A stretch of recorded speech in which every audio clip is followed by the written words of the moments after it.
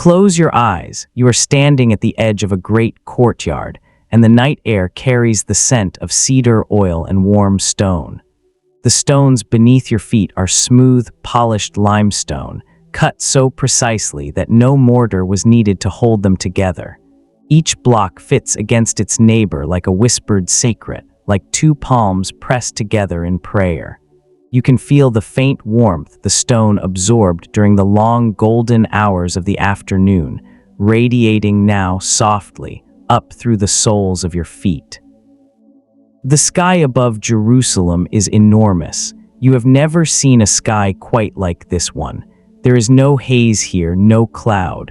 The stars are not scattered, they are stacked, layered in depth, some close and fierce and white, others faint and distant as rumors heard in another language. The moon hangs above the hill to the east, and its light falls across the courtyard in long, pale rectangles, catching the edges of carved cedar pillars, gilding the bronze of a great basin nearby that reflects the whole sky like a still pool of captured heaven. Somewhere inside the temple, oil lamps are burning. You can smell the smoke, thin, clean, aromatic, not unpleasant. There is cedar in the air, and myrrh, and something else beneath it, something older, something that belongs to stone and earth and the deep foundations of this hill, something you cannot name because there is no word for the smell of a place where the veil between the human and the divine has been drawn very, very thin. You breathe it in. You let your shoulders fall. The city below you is quiet. The streets of Jerusalem at this hour are empty and still, and only the dogs are awake, and even they sound distant, muffled by the cold stone walls and the depth of the night. Far to the south, a caravan has stopped on the desert road, their fires twinkling like fallen stars scattered across the dark valley floor. To the west, nothing. To the north, nothing. You are on the highest point of the city, and the night spreads below you in every direction like a great, breathing, sleeping kingdom.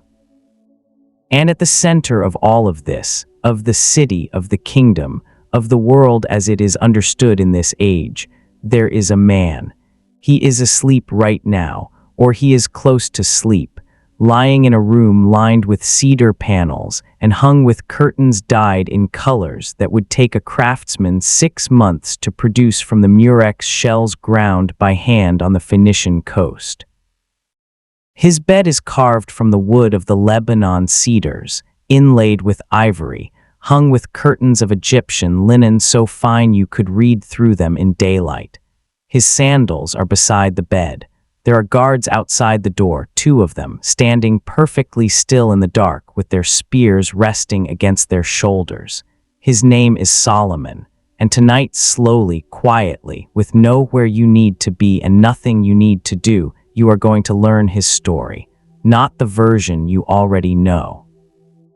Not the 10-word summary from school, the real version, the strange version, the version that comes out only at night when the lamps are low and the wind is moving slowly over the great carved stones, when the world is quiet enough to hear the things that don't get written in official histories.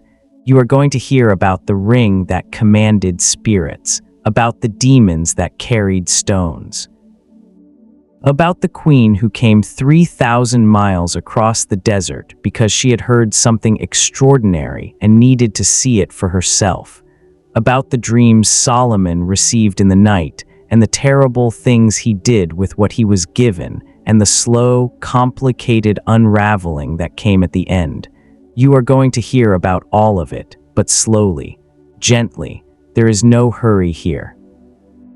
The night is long and the air is warm, and the stars above Jerusalem are doing their ancient, patient work of moving across the sky. And you don't need to do anything at all except breathe and listen and let the story come to you.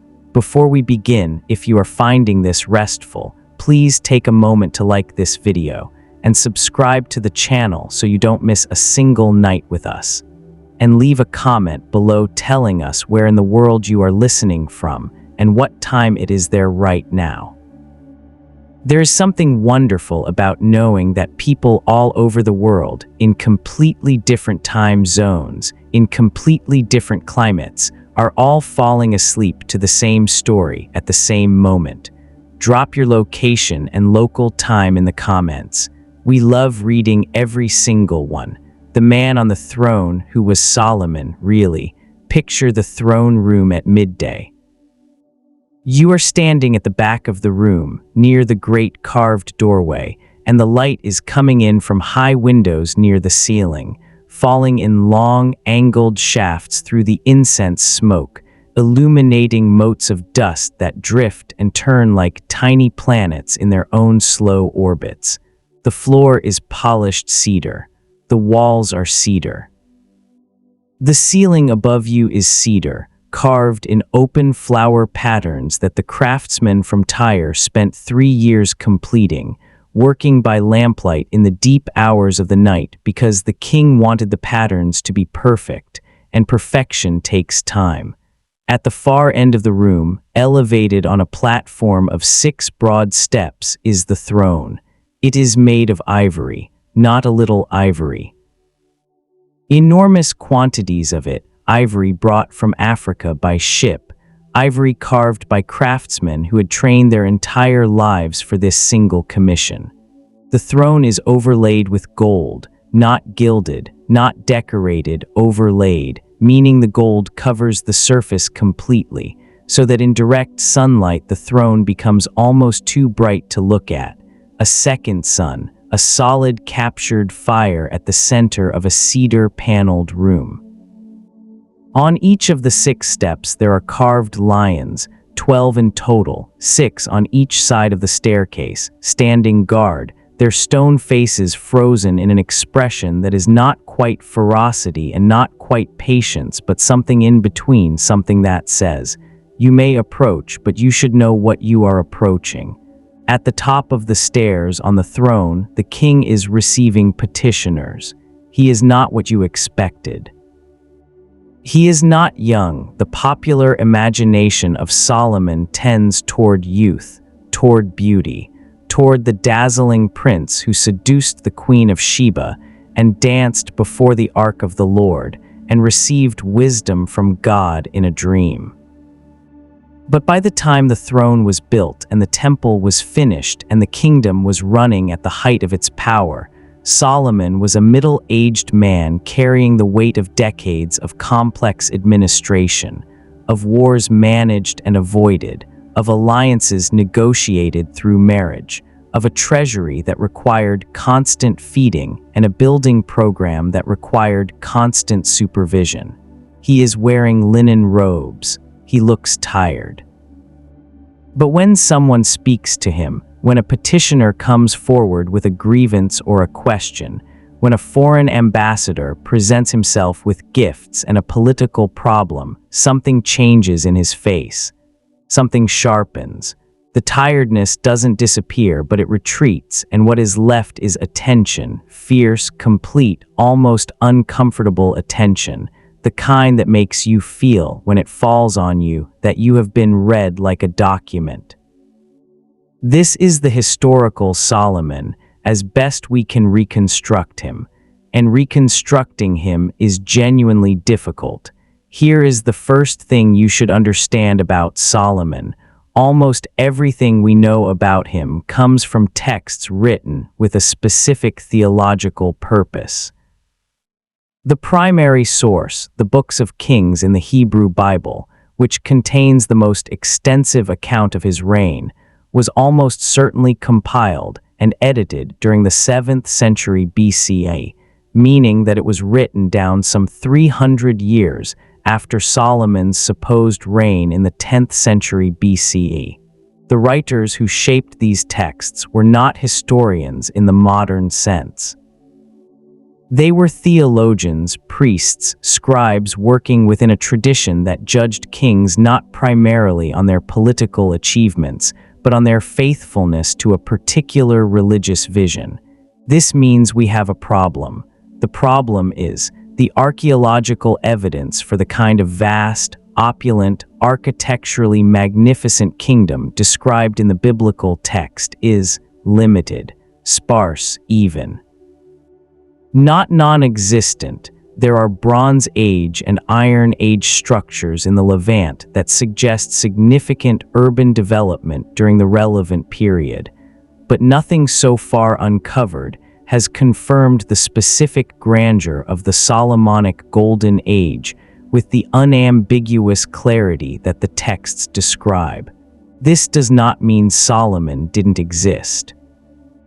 Most historians today believe there was a historical figure, a king, probably a significant one, probably ruling from Jerusalem sometime in the early 1st millennium BCE, who served as the seed from which the elaborate Solomonic tradition grew.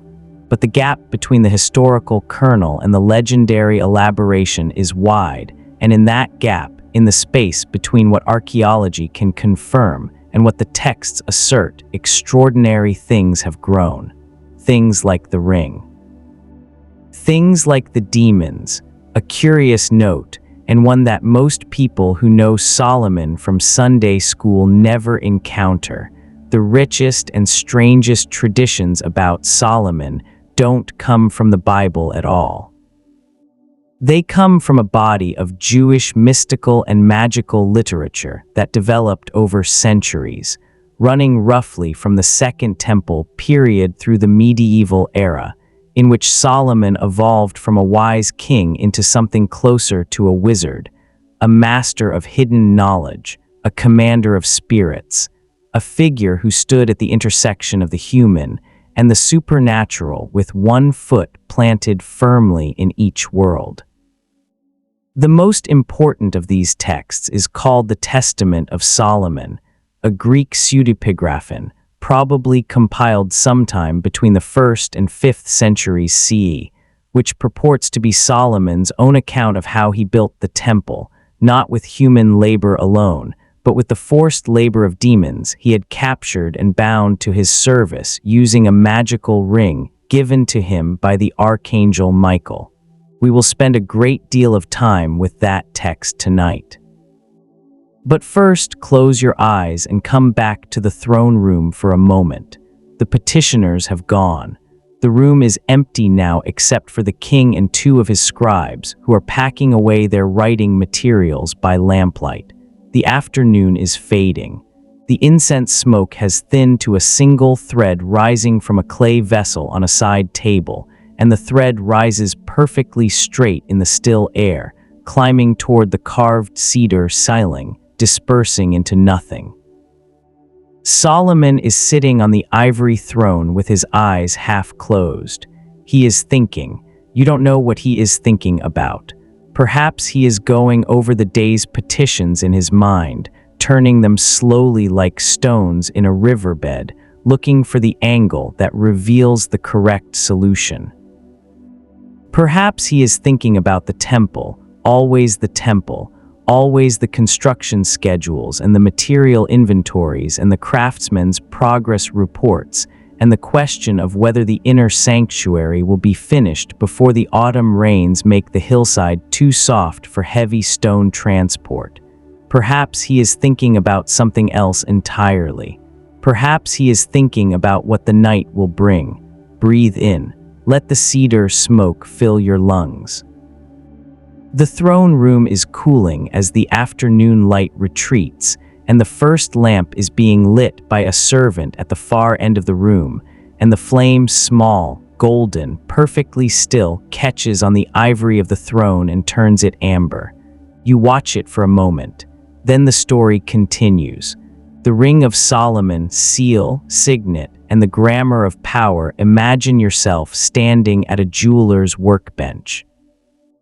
The bench is wooden, worn smooth by decades of use, and its surface is scattered with the tools of the craft, tiny hammers of bronze and iron, awls and gravers and burnishing tools, small clay molds, fragments of precious metal, shavings of gold so thin they are almost translucent, catching the lamplight and sending it back in irregular little flares. The smell in this room is metallic and warm, the faint ghost of heat from the small forge in the corner, the oil in the lamp. The beeswax used to hold small stones in place during engraving. On the bench, held in the craftsman's left hand between thumb and forefinger, is a ring. It is not particularly large. It is not particularly flashy by the standards of royal jewelry.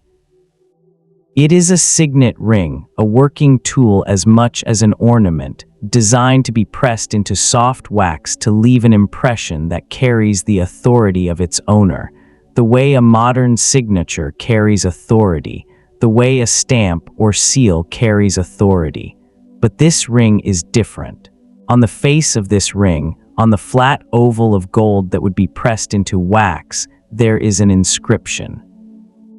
The inscription consists of 5 or 6 Hebrew characters, and the scholars who have studied it over centuries have argued about what exactly it says. The most common interpretation, the one that has become standard, renders it as lamed mem shin, lamed, he, which can be read as belonging to Solomon in the style of standard ancient Near Eastern ownership inscriptions. But there is another reading. Another older, more esoteric reading, drawn from the magical literature of the Solomonic tradition, suggests that what is written on the ring is not a name, but a word of such concentrated power that its mere inscription on metal gives the ring the ability to bind supernatural entities to the will of its bearer. This is the ring you keep hearing about in the tradition. The Testament of Solomon describes it specifically. An angel, the archangel Michael, descends from heaven and brings the ring to Solomon, who is watching the construction of the temple and is troubled because a demon called Ornias has been terrorizing one of his young workers, stealing the boy's wages each evening and draining his vitality. The angel delivers the ring with instructions. Press it against the demon's chest, and the demon will be bound and compelled to obey. Solomon does this. And this is the part that separates the Testament from simpler magical literature. Rather than destroying the demon or simply banishing it, Solomon puts it to work. He uses the demon to capture more demons.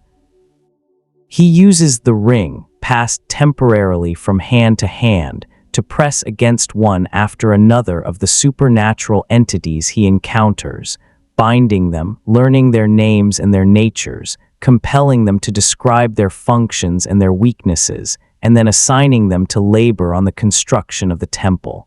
The methodology here is interesting if you think about it carefully. Solomon doesn't conquer the demons by being stronger than them. He doesn't defeat them through violence. He defeats them through knowledge, specifically through the knowledge of their names and their proper counteracting agents, which in the magical tradition of the ancient Near East carries an almost technical, almost procedural authority. To know the true name of a supernatural entity is to have a kind of administrative power over it, the way knowing the correct forms and procedures of a bureaucracy gives you power within that bureaucracy. One amusing account from the Testament describes the demon Asmodeus, who is one of the most famous figures in the Jewish demonic tradition, a great king of demons, aristocratic, philosophical, possessed of a bitter wit that shows through even in a text designed to demonstrate Solomon's supremacy. When Solomon captures Asmodeus using the ring, he asks the demon a direct question: "Why are you opposed to human beings?" Asmodeus replies in a spirit of exhausted frankness that he is opposed to human beings because he cannot bear to see them behaving well with one another. Every act of kindness between humans irritates him. Every harmonious marriage, every friendship, every cooperative effort, these things cause him a kind of existential pain. Solomon then asks Asmodeus what his weaknesses are. Asmodeus, apparently resigned, tells him, the liver and gall of a fish burned in a fire. This is, as the scholars note, a curious detail that appears elsewhere in Jewish literature, specifically in the Book of Tobit, where fish organs are used to drive away this same demon. The consistency of the detail across different texts suggests either a very old shared tradition or, as some scholars prefer, a direct literary relationship between the texts. But here is the scholarly debate that makes this genuinely interesting, and that researchers have not resolved to anyone's complete satisfaction. What is the Testament of Solomon, actually? Is it Jewish, Christian, a hybrid? The text as we have it contains Christian interpolations. There are passages where the demons predict the coming of the one born of a virgin, who will bind all demons permanently, which is obviously a Christian theological addition. But the core of the material, the ring, the binding, the catalogue of demons, the temple construction frame, appears to be much older, rooted in Jewish magical traditions of the Second Temple period or even earlier. Some scholars argue the text is primarily a Jewish magical manual dressed in narrative clothing, that it was compiled as a practical handbook for demon binding in which the Solomonic frame provided a kind of credential. This method has royal and divine sanction, wrapper around magical procedures that were actually in use. Others argue it is primarily literary, a work of theological imagination that uses Solomon's legendary wisdom as a vehicle for exploring the nature of evil and the proper relationship between human beings and the supernatural world. The debate has not been resolved. What has been resolved, or at least what is widely agreed, is that the Testament is one node in an enormous network of Solomonic magical literature that developed over roughly 1,500 years and included texts in Hebrew, Greek, Aramaic, Arabic, Coptic, Syriac, Ethiopic, and eventually Latin, and the vernacular languages of medieval Europe. This is not a minor textual curiosity.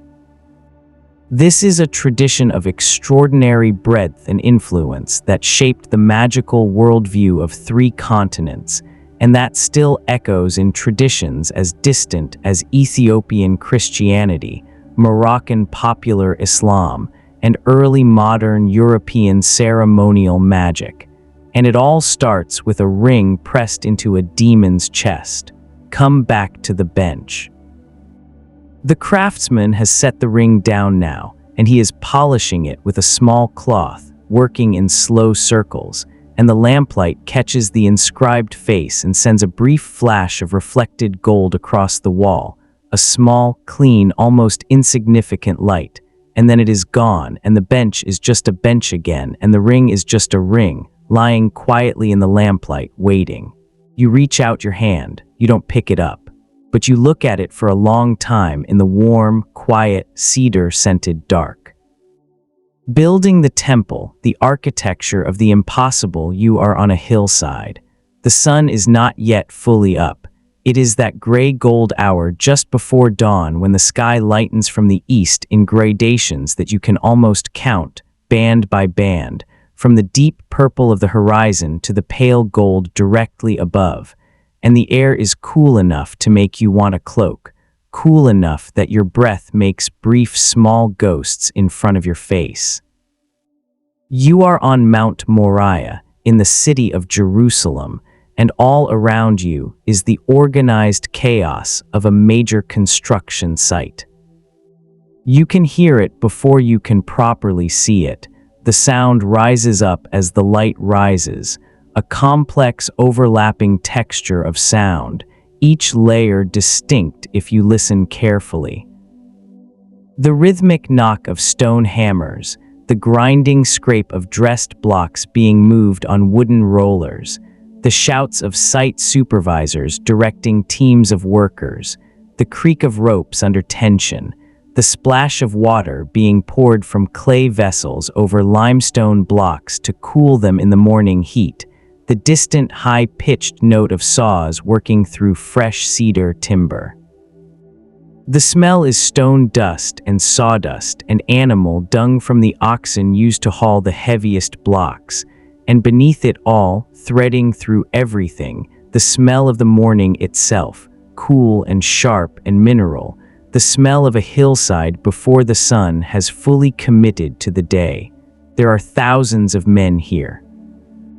The Bible gives specific numbers for Solomon's workforce: 30,000 Israelites working in rotation, 10,000 per month on the Lebanon timber operations, 80,000 stonecutters in the hill country, 70,000 burden bearers, 3,300 supervisors.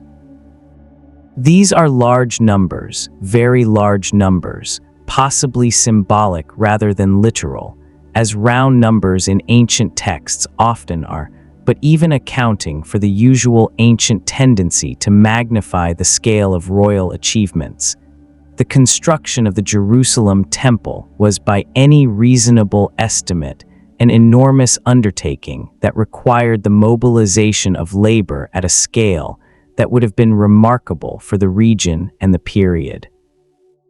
The temple itself, the first temple, the one Solomon is building here, the one that will stand until the Babylonians destroy it roughly 4 centuries later, is not actually very large by modern standards, or even by the standards of some contemporary ancient Near Eastern temples. Its inner sanctuary, the Holy of Holies where the Ark of the Covenant will eventually reside, measures roughly 30 feet by 30 feet by 30 feet, a cube of perfect dimensions, paneled in cedar and overlaid with gold. But the quality is the thing. Everything about the construction, as described in the texts, emphasizes precision and quality over mere scale. The stones are cut in the quarry, not at the site. They arrive already dressed to their final dimensions, requiring no hammering or shaping on the hill. The reason given for this is fascinating. The temple must be built in silence. No iron tool must be heard on the construction site. Iron is the metal of war, the metal of blood. It belongs to a different order of reality than the sacred cedar and gold world being created on this hill. This is the famous biblical injunction, repeated and elaborated in the rabbinic tradition. No iron tool was heard in the temple while it was being built. How do you cut and dress stones for a major construction project without using iron tools? Bronze tools are part of the answer. Bronze chisels and hammers were in use throughout the ancient Near East before the Iron Age fully displaced bronze technology, and they would have been capable, if slower and less durable than iron. But the tradition isn't satisfied with this purely practical answer, because the silence of the construction site needed a more powerful explanation than the simple substitution of one metal for another. So the tradition invented the shamir.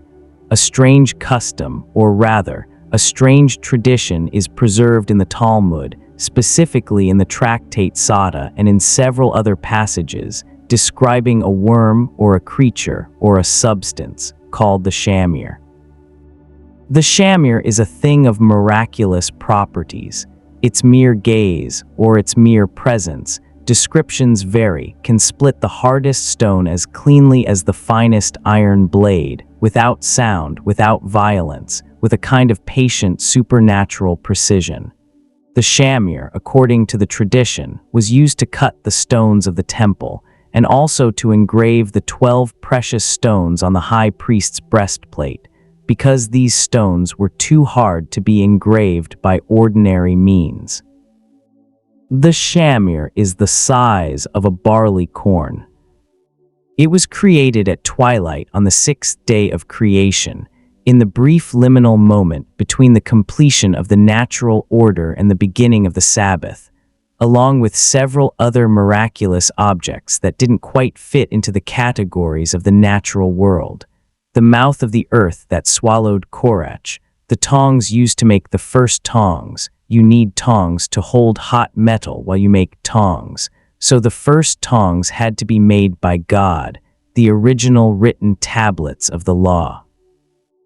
When not in use, the shamir had to be kept wrapped in wool and placed in a lead box, because its power was so concentrated that it would disintegrate anything else it touched.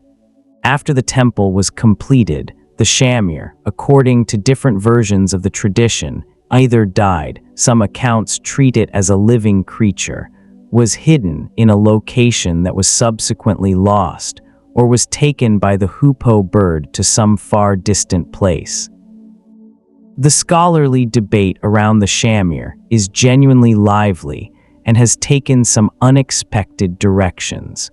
Most scholars regard it as a mythological elaboration, a legendary creature invented to explain the tradition of the silent construction site in a way that preserved the supernatural authority of the building. But a minority of interpreters, particularly within the history of science and technology, have noted with some amusement that the description of the shamir, a substance of extreme hardness that can cut harder substances by contact or proximity, has structural similarities to actual abrasive compounds used in ancient lapidary work, such as corundum powder or carborundum. The worm or creature aspect they suggest may be a poetic metaphor for a material that was perceived to have almost living properties because it ate through stone. This reading is not widely accepted, but it is genuinely interesting. Now come back to the hillside. The sun is higher now, and the stone dust in the air catches it and turns golden, and the whole site glows in a haze of gold and gray, and the sound of construction rises with the heat, and somewhere on the far side of the hill, a foreman is shouting instructions about the positioning of a particularly large block, and the oxen are pulling, and the ropes are creaking, and the stone grinds along its wooden rollers in a long, slow growl that you can feel in your teeth.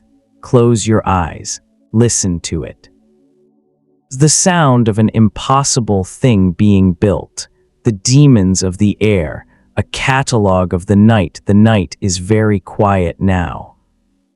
You are inside the half-finished temple, in the space that will eventually become the Great Hall, and the walls are partially up but the roof is not yet on, and so you are sitting under an open sky, looking up through the rectangular space where the cedar ceiling will eventually go, looking up at the stars that look back down at you with the same frank, quiet attention that the king's eyes had in the throne room this morning. The construction workers are gone. The site is empty. The torches at the perimeter are burning low, and into the silence, if you are quiet enough, if you are still enough, if you have the kind of patience that belongs only to the deepest hours of the night, things come. This is what the Testament of Solomon is, at its core, a catalogue. It is a list of the spirits that Solomon encountered during the construction of the temple. 36 in the main catalogue, the decans, the spirits of the 36 divisions of the sky, each of which rules over a particular domain of human suffering. They come to Solomon one by one, and each one announces itself, describes its function, reveals its name and its nature, and then submits, sometimes gracefully, sometimes with considerable resistance, to the authority of the ring and is assigned a labor. They are extraordinary figures. The first of the 36 decans calls itself Ruach, and it causes headaches, specifically the kind of headache that sits behind the eyes like a stone. The counteracting agent is the name of the archangel Raphael, written on paper and applied to the forehead. This instruction is specific, procedural, and clearly designed for practical use. This is medical magic, and the demons of the Deccan catalog function primarily as an explanation for disease and suffering. The second Deccan Barsophale causes hemicrania, half-skull pain, what we would today call migraine. The counteracting agent is the writing of the phrase, the God of Abraham and the God of Isaac and the God of Jacob on paper, applied to the temples. The third, Arotosale, damages vision. The fourth, Eudal, causes disease of the bowels. And so on through 36 entries, each one a specific spirit associated with a specific category of physical suffering, each one given a specific angelic or textual antidote. The whole catalog functions as what scholars of magic call a taxonomic system, an attempt to bring order and intelligibility to the chaotic experience of illness and misfortune by fitting them into a comprehensive classificatory scheme. If every headache has a demon, and every demon has a name, and every name has an antidote, then suffering is not random and the universe is not chaos. Suffering is organized, it has structure, and structure can be worked with. This is a profoundly human impulse. One amusing account that circulates in the later Solomonic literature involves a lesser-known demon called Neath, who according to one variant text presents itself to Solomon wearing an expression of such theatrical misery that even the king, who has by this point in the text become fairly accustomed to demonic dramatics, asks what is wrong. The demon explains that it has a particular affinity for the left foot, and that it suffers enormously when people use their left feet to walk on holy ground, because the incongruity of holiness meeting its favorite body part causes it a kind of existential vertigo. Solomon, apparently finding this more amusing than threatening, assigns it the most tedious possible labor, hauling water in a cracked vessel, which becomes the supernatural equivalent of writing lines after school. The scholarly debate around the Deccan catalog in the Testament centers on a question of origins. Scholars of ancient magic, including the great Israeli scholar Raphael Patai, and more recently scholars like John Donne and Pablo Torrejano and Joseph Neve and Shaul Shaked, who have worked extensively on Jewish magical papyri and incantation bowls, have argued at length about whether the 36 Deccan system in the Testament derives primarily from Jewish sources. From Egyptian sources, the 36 Decans are a well-established element of Egyptian astronomical religious thought, each governing a 10-day period of the year, or from Babylonian sources that filtered through multiple intermediary traditions. The most current scholarly consensus leans toward a syncretic origin, a blending of Egyptian astronomical categories with Jewish demonological traditions and possibly Mesopotamian elements as well, developed in the multicultural environment of Hellenistic Egypt or the Levant, where Jewish, Egyptian, Greek, and Babylonian ideas were in active contact and cross-pollination was the rule rather than the exception.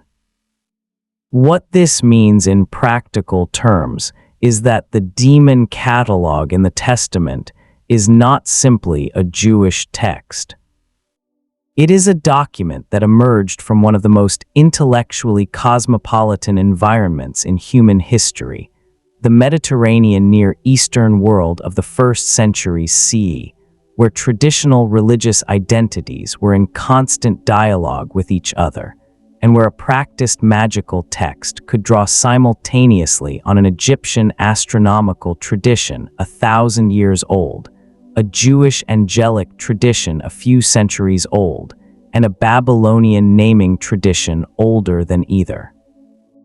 You are very still now. The stars are moving, slowly, very slowly in their ancient arcs, the same arcs the Egyptian priests tracked, the same arcs the Babylonian astronomers mapped on clay tablets, the same arcs that the Jewish mystical tradition read as the pathways of angels and demons through the upper air. Somewhere in the darkness at the edge of the construction site, something moves, just briefly.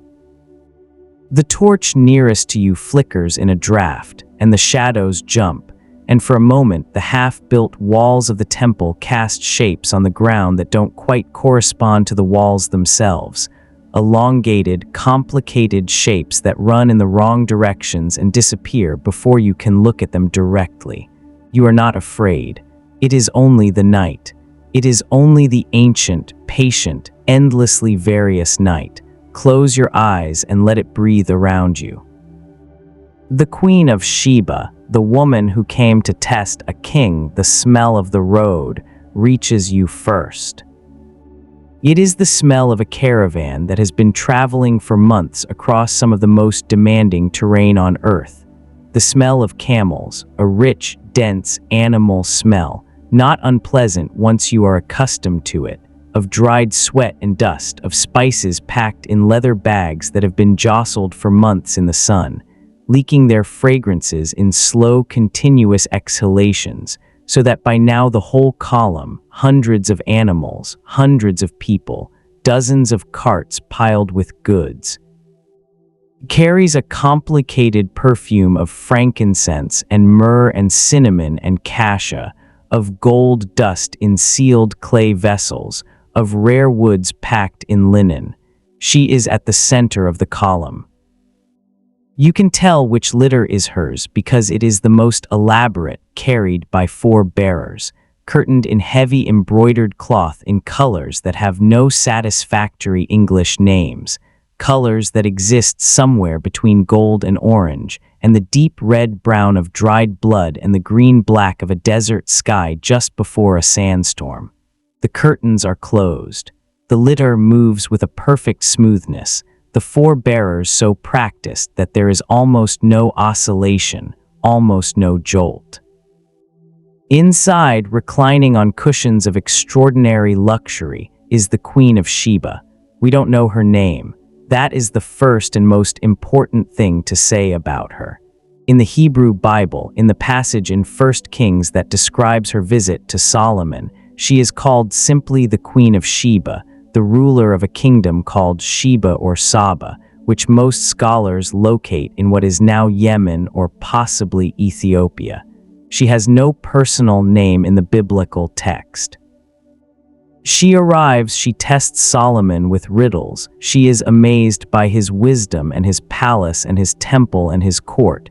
She exchanges gifts with him and she goes home. That is the complete biblical account. It is less than 20 verses.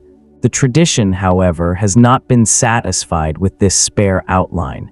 In the Jewish Midrashic tradition, she acquires a name, Makda or Bilkis, depending on which tradition you are working from.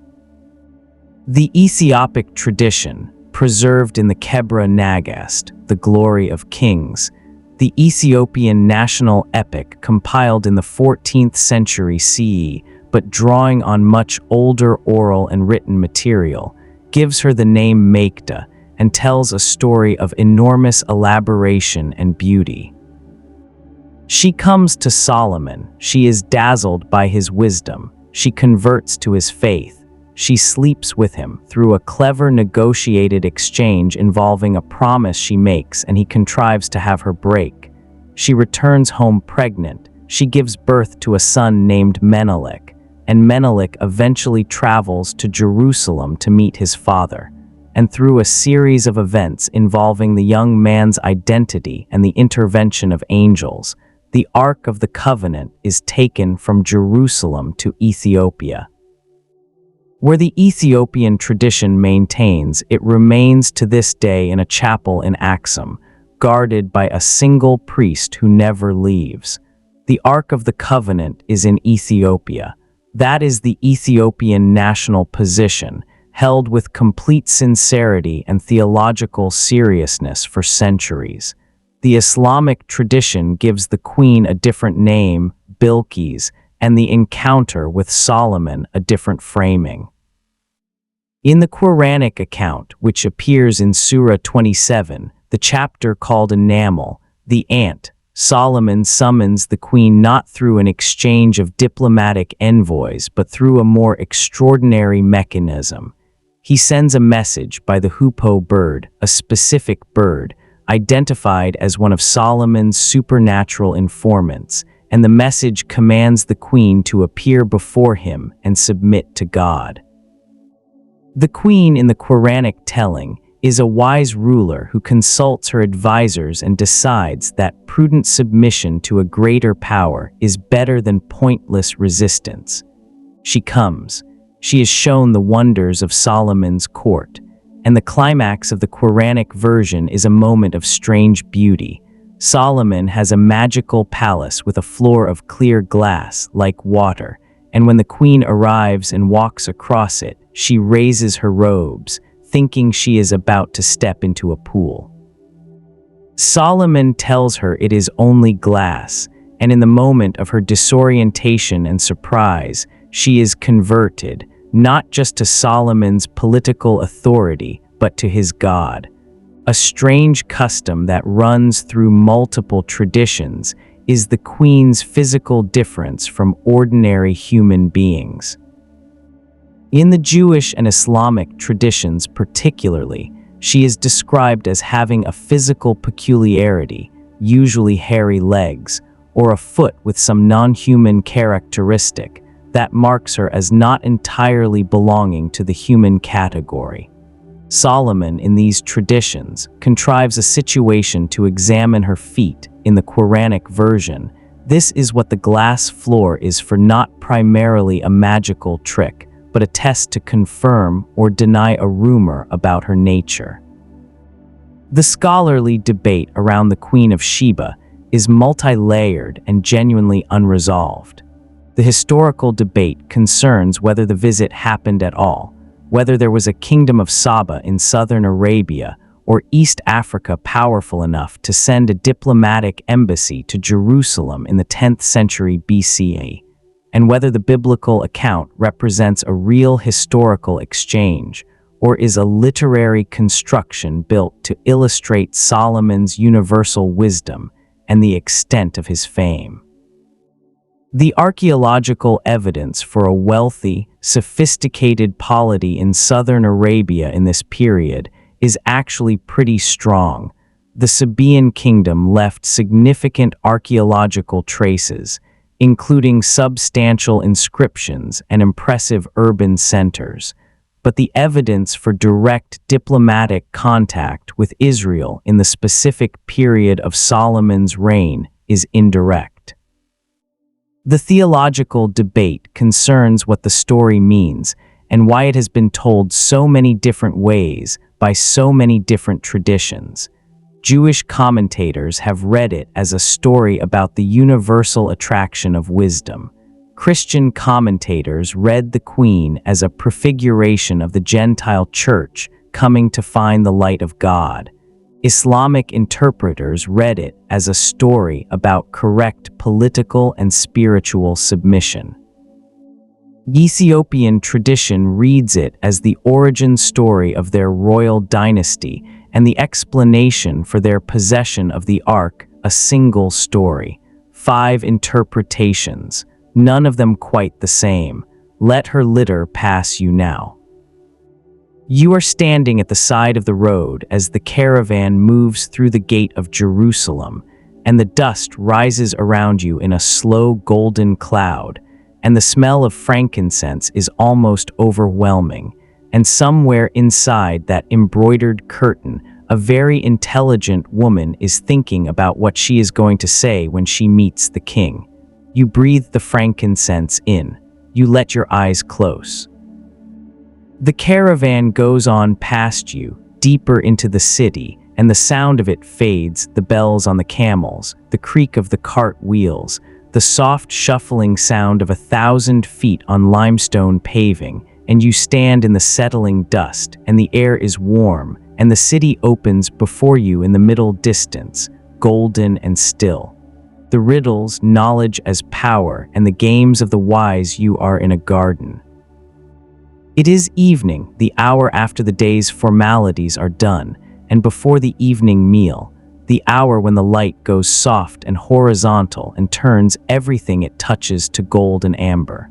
The garden is walled, private, planted with fig trees and pomegranate trees, and a single enormous cedar that stands at the center like a patriarch, its branches spreading so wide that the whole inner garden lives in its shadow during the day, and the shadow falls across the paving stones now in the blue-gray of early evening.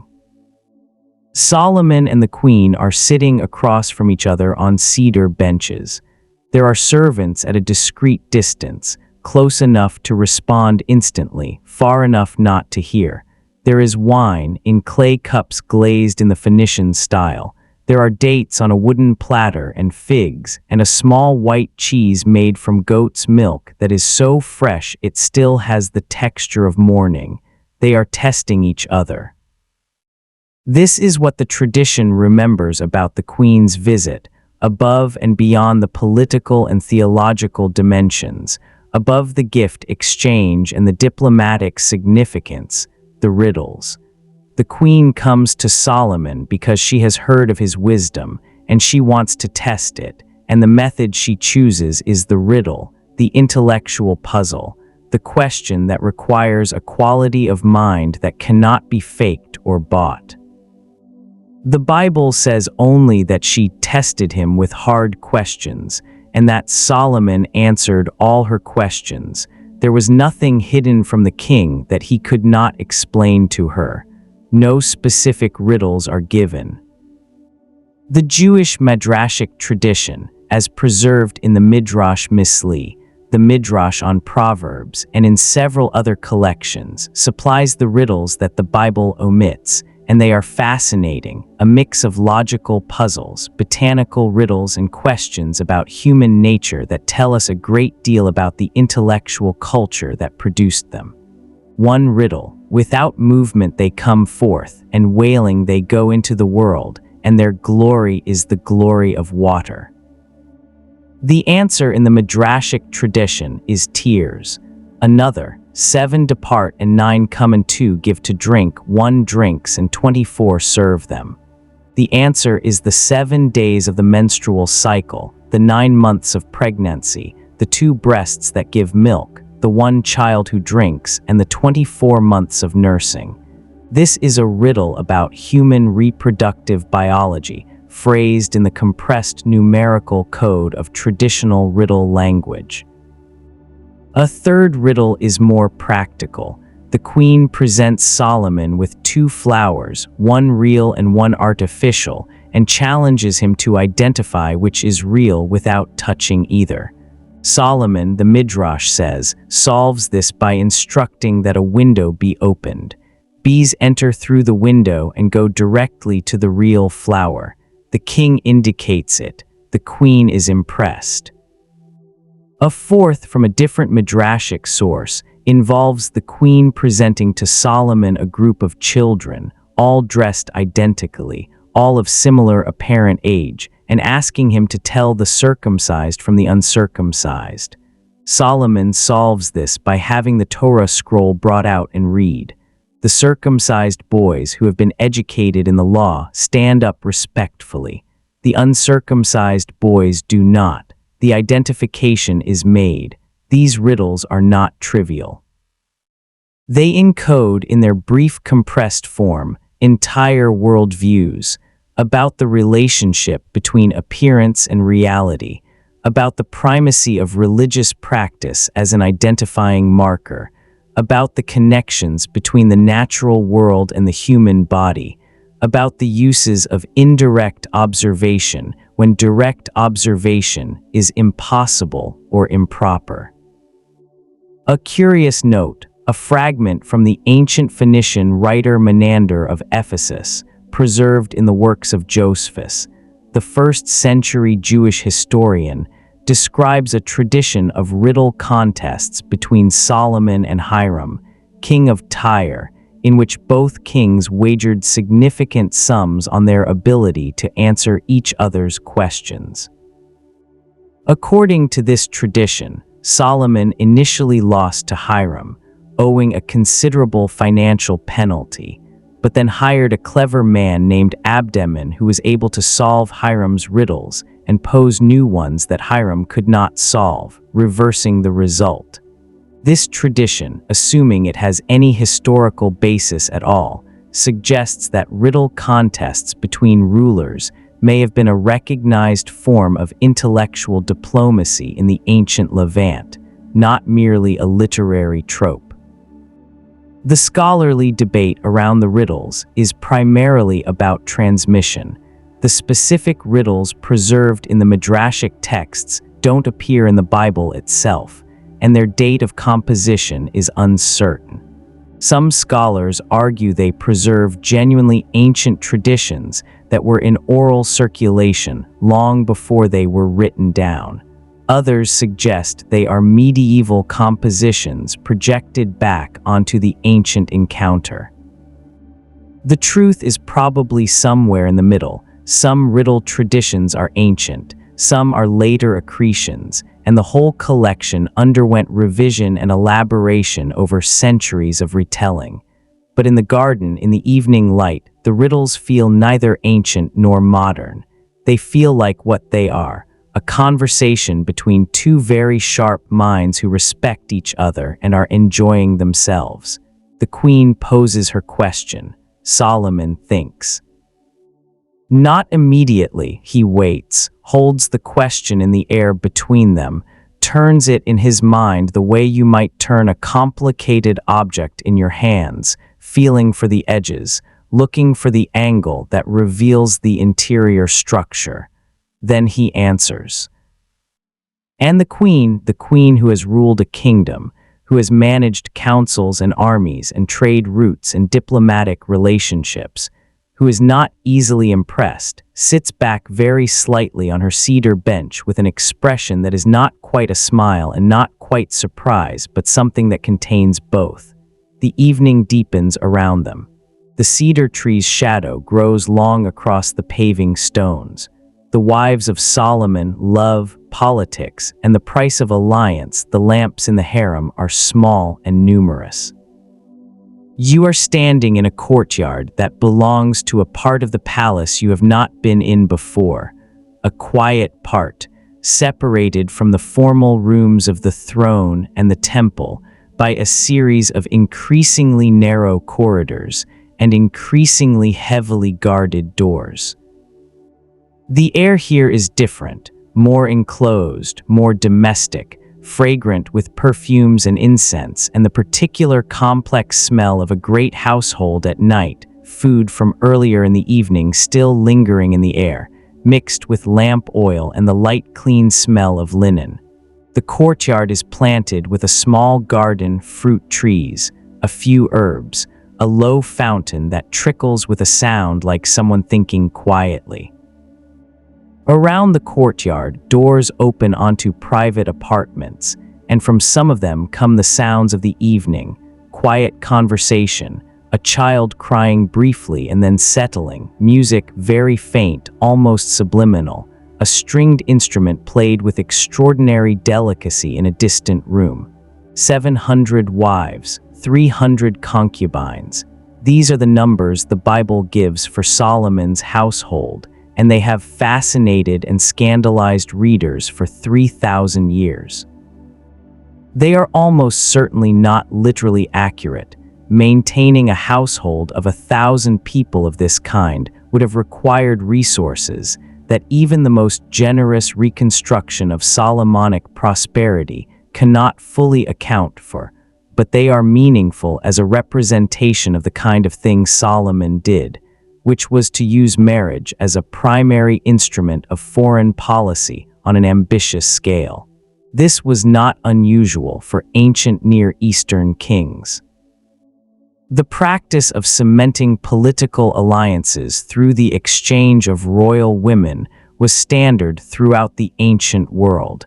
It appears in the Egyptian diplomatic correspondence known as the Amarna letters, in Mesopotamian records, in the later records of Achaemenid Persia. A king who wanted peace with his neighbors, or access to their trade routes, or their cooperation against a common threat, might seal the agreement with a marriage, taking a daughter or sister of the foreign ruler as a wife, and often sending a daughter or sister of his own in return. Solomon did this systematically and on a large scale.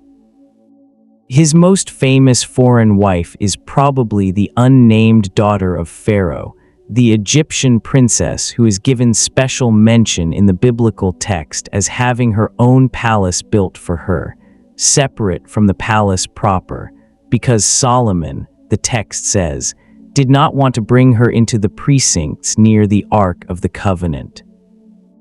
The separation of the Egyptian princess from the sacred areas of the city has been read by some scholars as evidence of a genuine historical tradition, an Egyptian marriage, probably to a pharaoh of the 21st dynasty, representing a political alliance of some significance, and by others as a literary device that establishes Solomon's religious scrupulousness even in the middle of foreign entanglements. The Bible says Solomon also had wives from Moab, Ammon, Edom, Sidon, and among the Hittites. This is where the text becomes explicitly critical. The same books of Kings that celebrate Solomon's wisdom and his temple and his wealth also explicitly condemn him for what is framed as the defining failure of his reign. In his old age, influenced by his foreign wives, he turned to other gods. He built high places for the Moabite god Chemosh and for the Ammonite god Melech on the hill outside Jerusalem. He worshipped Astarte, the goddess of the Sidonians. He did what was evil in the sight of the Lord. The Deuteronomic historians who compiled the books of Kings had a clear theological framework. Kings who kept faith with God prospered, and kings who broke faith suffered and caused their kingdoms to suffer. Solomon's turn to foreign gods, presented as the direct result of his marriages to foreign women, is the explanation for the troubles that beset his reign in its later years. The rebellion of Hadad the Edomite, the rebellion of Rezon of Damascus, the internal challenge from Jeroboam, and ultimately the division of the kingdom after Solomon's death. This is a morally tidy narrative, but there is a scholarly debate underneath it that is much less tidy and much more interesting. Some historians, particularly those working at the intersection of archaeology and religious history, including Israel Finkelstein and Neil Asher Silberman, in their provocative and widely discussed book, The Bible Unearthed, have argued that the religious corruption attributed to Solomon's foreign wives may actually reflect a more complex and historically earlier religious landscape than the Deuteronomic texts acknowledge. The worship of Asherah, Astarte, and other deities alongside the God of Israel may not have been a late-stage corruption of an original monotheism, but rather the normal pre-exilic religious practice of ancient Israelites, in which a multiplicity of divine figures was worshipped in various combinations, and the strict monotheism insisted on by the Deuteronomic reformers was the innovation, not the norm. If this reading is correct, and it is contested but influential, then the condemnation of Solomon for his religious pluralism is not a straightforward account of a wise man's moral failure, but a retroactive theological judgment imposed on an older, more complex religious situation by later reformers who were reshaping the tradition in accordance with their own theological commitments. This does not exonerate Solomon of anything, because we're not in the business of convicting or exonerating ancient kings. It does suggest, however, that the story is more complicated than the surface narrative allows. Come back to the courtyard. The fountain is still trickling. The music from the distant room has stopped, and the silence left in its place is very soft, very complete. The courtyard is lit by a dozen small lamps, and their light falls on the fruit trees and the herb garden and the low wall of the fountain in a way that makes everything look slightly unreal, golden, and still, and more beautiful than the daytime version of the same things. Somewhere in one of the apartments around the courtyard, a woman is awake. She is not sleeping because she is thinking about what you don't know, about home perhaps.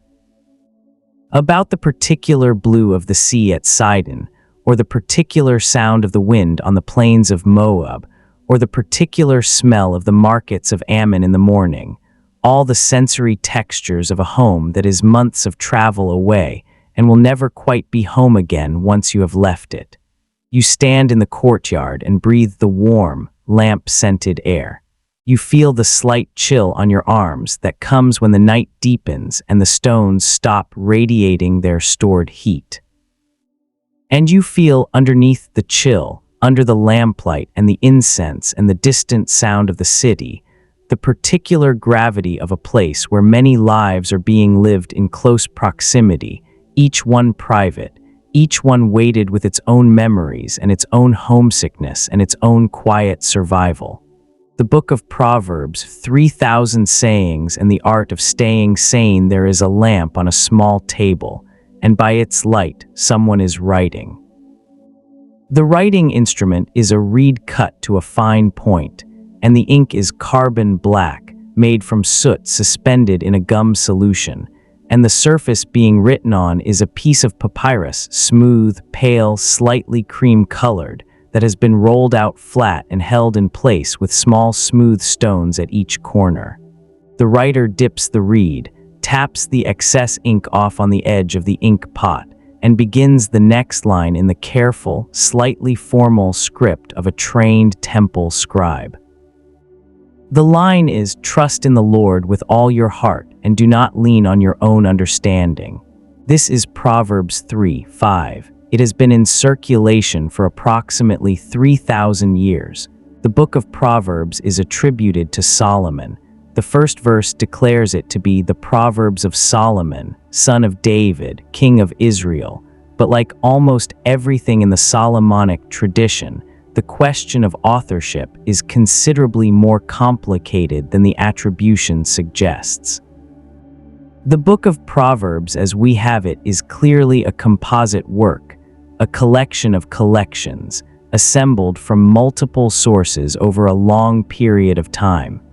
Internal evidence within the text points to at least 5 or 6 distinct compositional units with different styles, different vocabularies, and possibly different historical origins.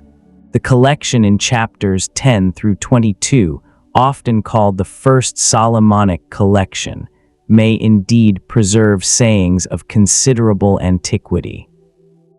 But the first 9 chapters of the book, which form a sustained poetic meditation on wisdom as a divine figure, a woman who was present at creation, who was God's companion and delight before the world was made, are almost certainly a later composition in a different literary tradition. The numbers in the tradition are extraordinary. The Bible claims Solomon composed 3,000 proverbs and 1,005 songs. Even if we take these as symbolic numbers, and in a tradition where 1,000 often means a lot, rather than a specific count of 1,000, the claim is for a man of extraordinary literary productivity, a poet-philosopher-king in the tradition that the ancient world frequently attributed to its greatest rulers. The individual proverbs in the collection are genuinely remarkable for their compression, their ability to pack a complete observation about human nature into a very small space. Like a gold ring in a pig's snout is a beautiful woman who shows no discretion. Proverbs 11:22, hope deferred makes the heart sick, but a desire fulfilled is a tree of life.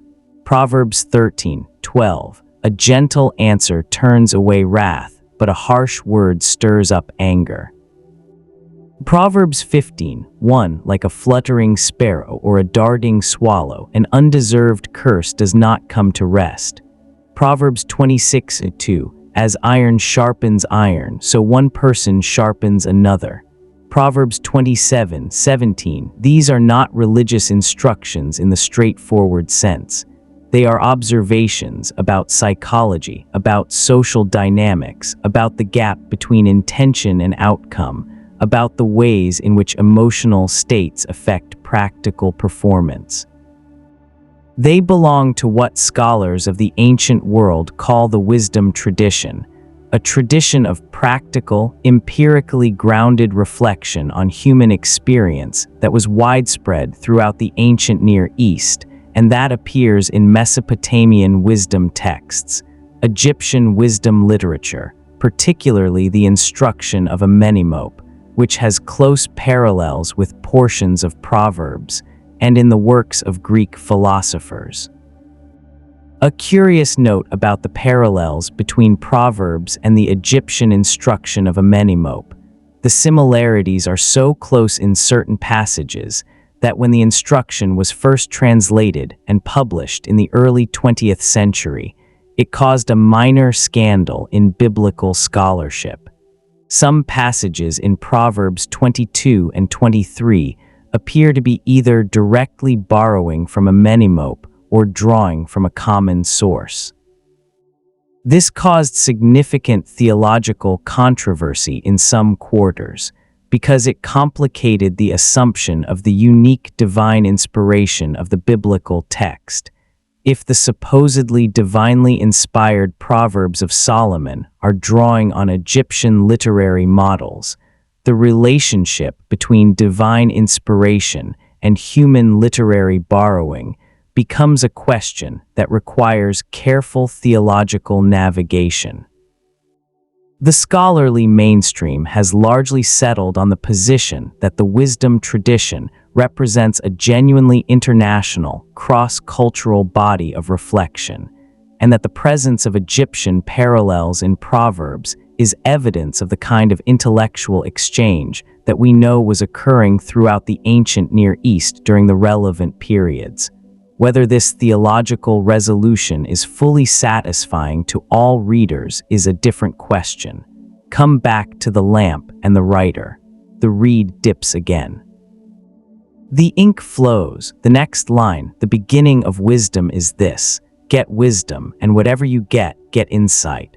Outside the window, there is a window, a small one, open to the night air. The city is quiet, and the stars are doing their slow, patient work. The writer doesn't look up. The writing continues, line by line, word by careful word, the accumulated observation of a generation or many generations being pressed into the papyrus, fixed in ink, made permanent, or almost permanent, almost. The Song of Songs, the erotic Bible of the ancient world, the garden again, but a different garden now, not the formal garden of the palace courtyard, not the walled enclosure with the cedar patriarch at its center. This garden is wilder, more fragrant, less controlled. There are lilies here, white and extravagant, and vines heavy with grapes, and the air is thick with the smell of ripe fruit and night-blooming flowers, and something beneath those smells, earthier, warmer, the smell of dry stone absorbing the last of the day's heat, the smell of the soil itself. Two voices in this garden, or perhaps one voice addressing itself in its own longing. The Song of Songs, also called the Song of Solomon, the Canticle of Canticles, is the strangest book in the Bible. It is a collection of lyric love poems, overtly erotic, full of vivid sensory images, celebrating physical desire with a frankness and a beauty that has made readers and theologians uncomfortable for approximately 2,000 years. Let him kiss me with the kisses of his mouth, for your love is better than wine. I am dark but lovely, O daughters of Jerusalem, like the tents of Kedar, like the curtains of Solomon. Your two breasts are like two fawns, twins of a gazelle, that graze among the lilies. I sought him whom my soul loves, I sought him but found him not. This is scripture. This is in the Bible. It is attributed to Solomon. The heading is the Song of Songs, which is Solomon's, and it was the subject of fierce debate in the rabbinic councils of the 1st and 2nd centuries CE about whether it should be included in the biblical canon at all.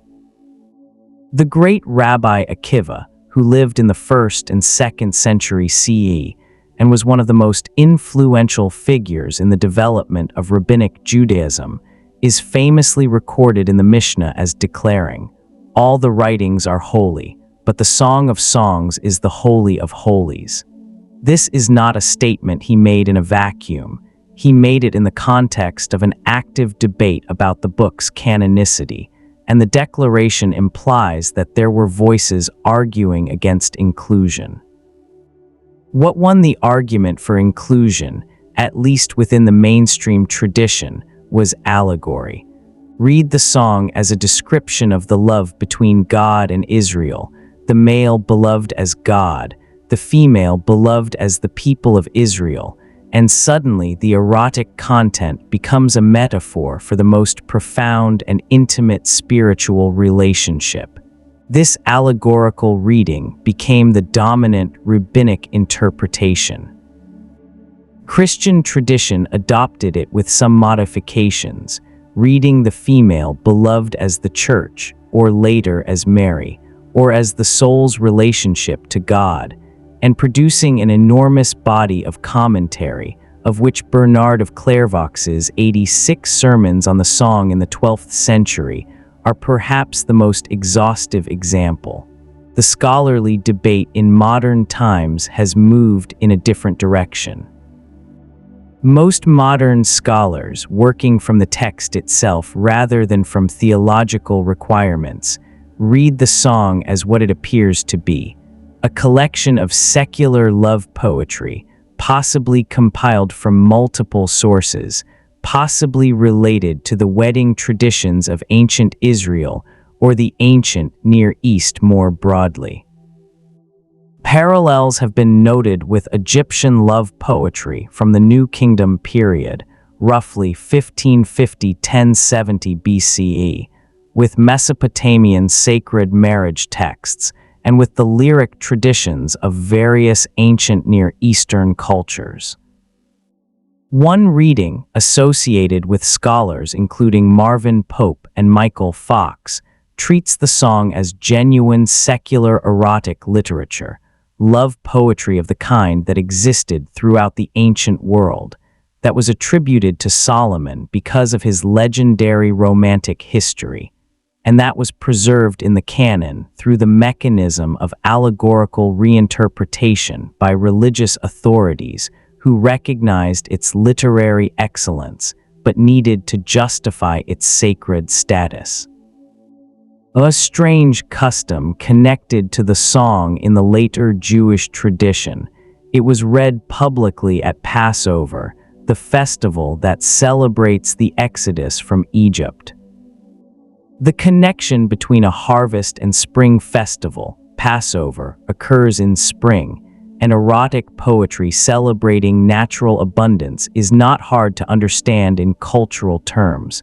The renewal of spring, the fertility of the earth, the intimacy of human love are all in the same register of experience. But the juxtaposition of the Exodus narrative with the sensory exuberance of the song produces a combination that commentators have found endlessly generative. In the garden now, the fragrance of the lilies is very strong. The voice speaks to the darkness. I charge you, O daughters of Jerusalem, do not stir up or awaken love until it pleases. The darkness breathes. The lilies lean in the faint air that moves through the garden at this hour, the hour after midnight, the hour when everything is most itself, when the day's purposes have been put down and the night's dreams have not yet started, when the world is briefly and completely present without agenda. You breathe the lily scent. You feel the smooth stone of the garden wall warm against your back. The voice comes again, softer this time, or perhaps you are the voice, Perhaps it is your own voice speaking back to you from inside the poem, inside the garden, inside the ancient beautiful night. Ecclesiastes, the wisest sadness in the ancient world, the fire is low.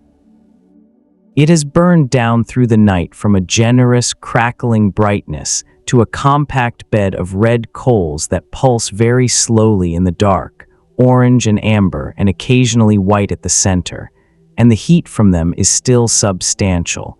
You can feel it on your face and hands from several feet away, but the light they give is dim, just enough to see the room you are in.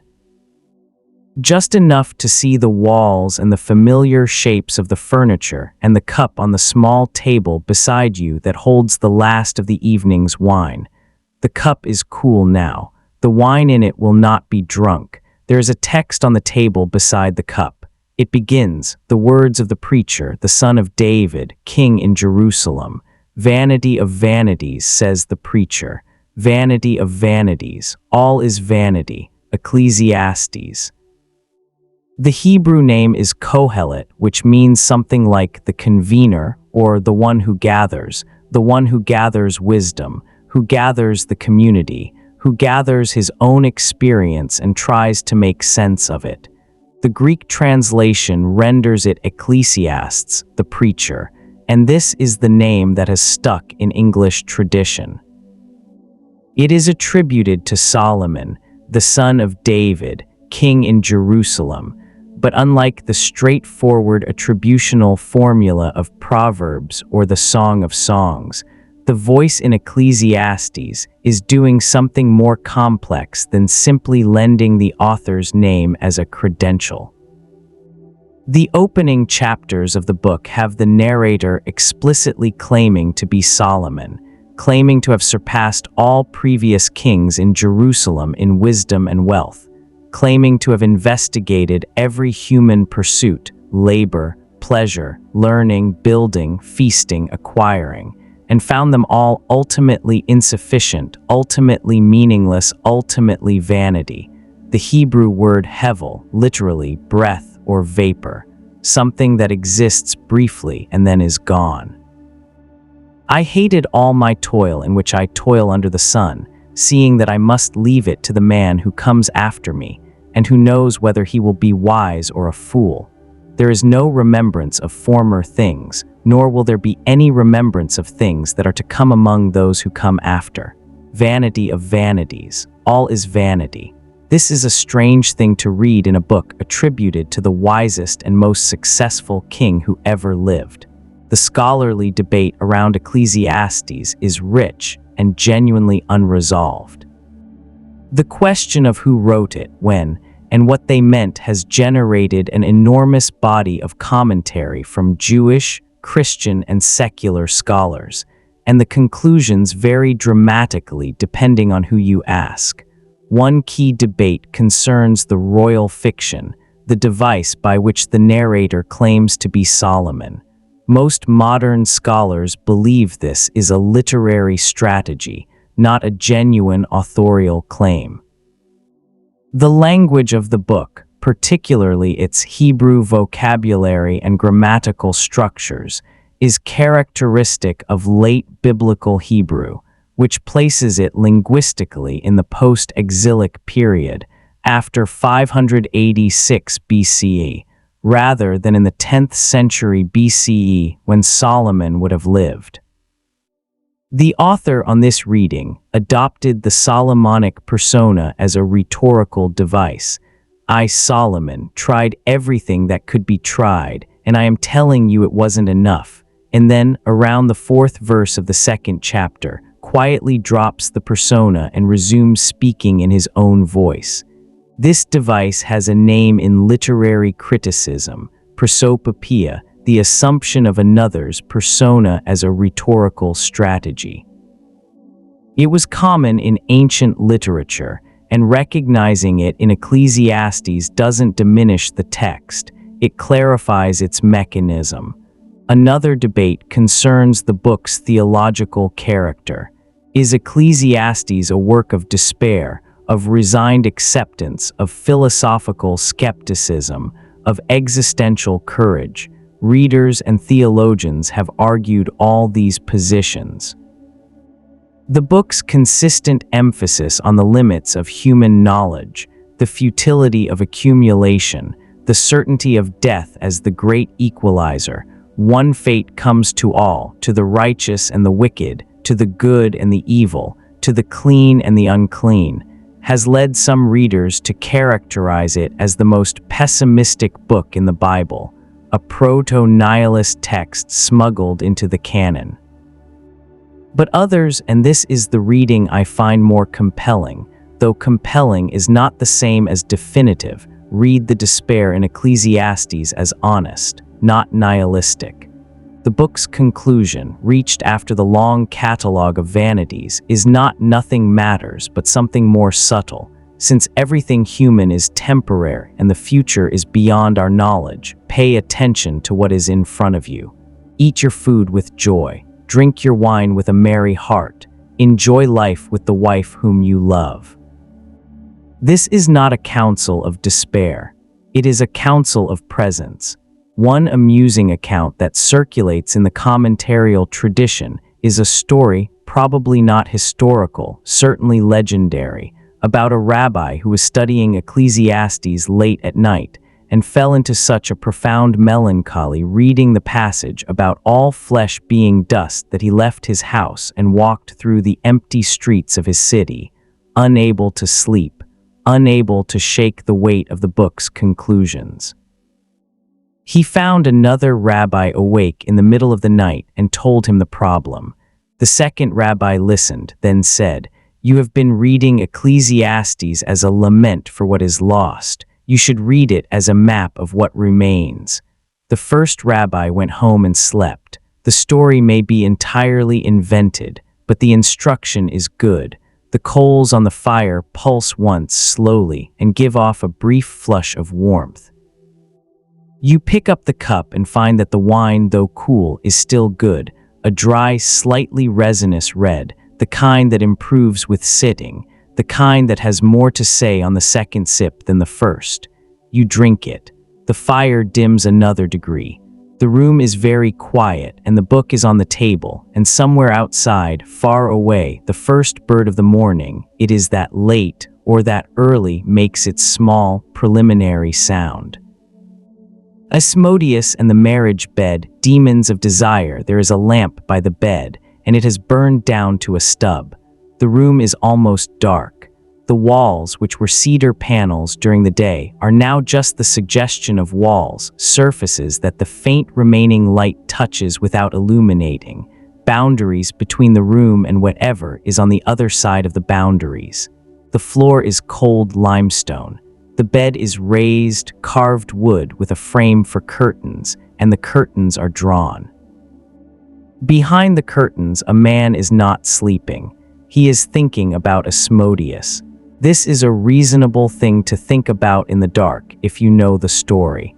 Asmodeus, from the Hebrew Ashmedai, possibly derived from the Avestan Ishma Deva, the demon of wrath, though the etymology is disputed, is one of the most complex and persistently fascinating figures in the Jewish demonological tradition. He appears in the Book of Tobit, in the Testament of Solomon, in the Babylonian Talmud, in medieval Kabbalistic literature, and in early modern European magical texts. And in each of these appearances he is somewhat different, recognizable as the same entity, but wearing different aspects, different preoccupations, different degrees of malevolence and intelligence. In the Book of Tobit, one of the deuterocanonical books, included in the Catholic and Orthodox biblical canon, but not in the Protestant or Jewish biblical canon, Asmodeus plays the role of a demon of possessive love. He loves a woman named Sarah, loves her with a destructive, selfish, consuming love that is explicitly contrasted with the wholesome human love of the young Tobias who eventually marries her. 7 times Sarah has been betrothed, and 7 times Asmodeus has killed her husband on the wedding night, before the marriage could be consummated, out of a refusal to share her with a human man. Tobias succeeds where the others failed, not through superior courage or strength, but through the practical intervention of the angel Raphael, who instructs him to burn the liver and heart of a fish in the wedding chamber. The smoke of the burning fish organs drives Asmodeus out of the room. The smell, apparently, is intolerable to him, and Raphael pursues the fleeing demon to the uppermost parts of Egypt and binds him there. Love as possession, love as destruction, love that refuses to allow the beloved any freedom or future. The figure of Asmodeus in Tobit is a recognizable psychological type, the possessive love that masquerades as devotion while actually serving only itself, given demonic form, and placed in a ritual magical context that gives practical procedures, the fish, the smoke for dealing with it. In the Testament of Solomon, Asmodeus is grander, a king of demons, one of the most powerful entities Solomon encounters, capable of great destruction and also, in a strange way, of great philosophical honesty. When Solomon asks him his function, Asmodeus says that he plots against newlyweds, troubles the world with his beauty, and through his star, the constellation Ursa Major, according to one reading, brings about the divorcing of good women from their husbands. He also, when pressed, admits that his power is broken by the fumigation of fish liver and gall, and that he is subject to the angel Raphael. What is interesting here is the structure.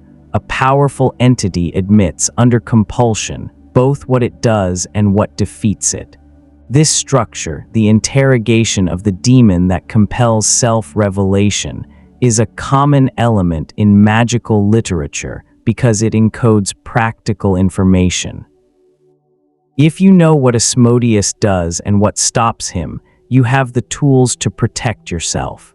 The Testament is not primarily interested in Asmodeus as a theological entity or a psychological metaphor. It is interested in him as a problem to be managed.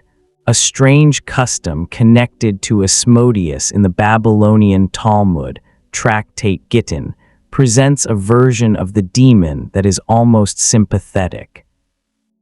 In this account, Solomon sends his chief minister Belial to capture Asmodeus, and the capture is accomplished by a clever trick.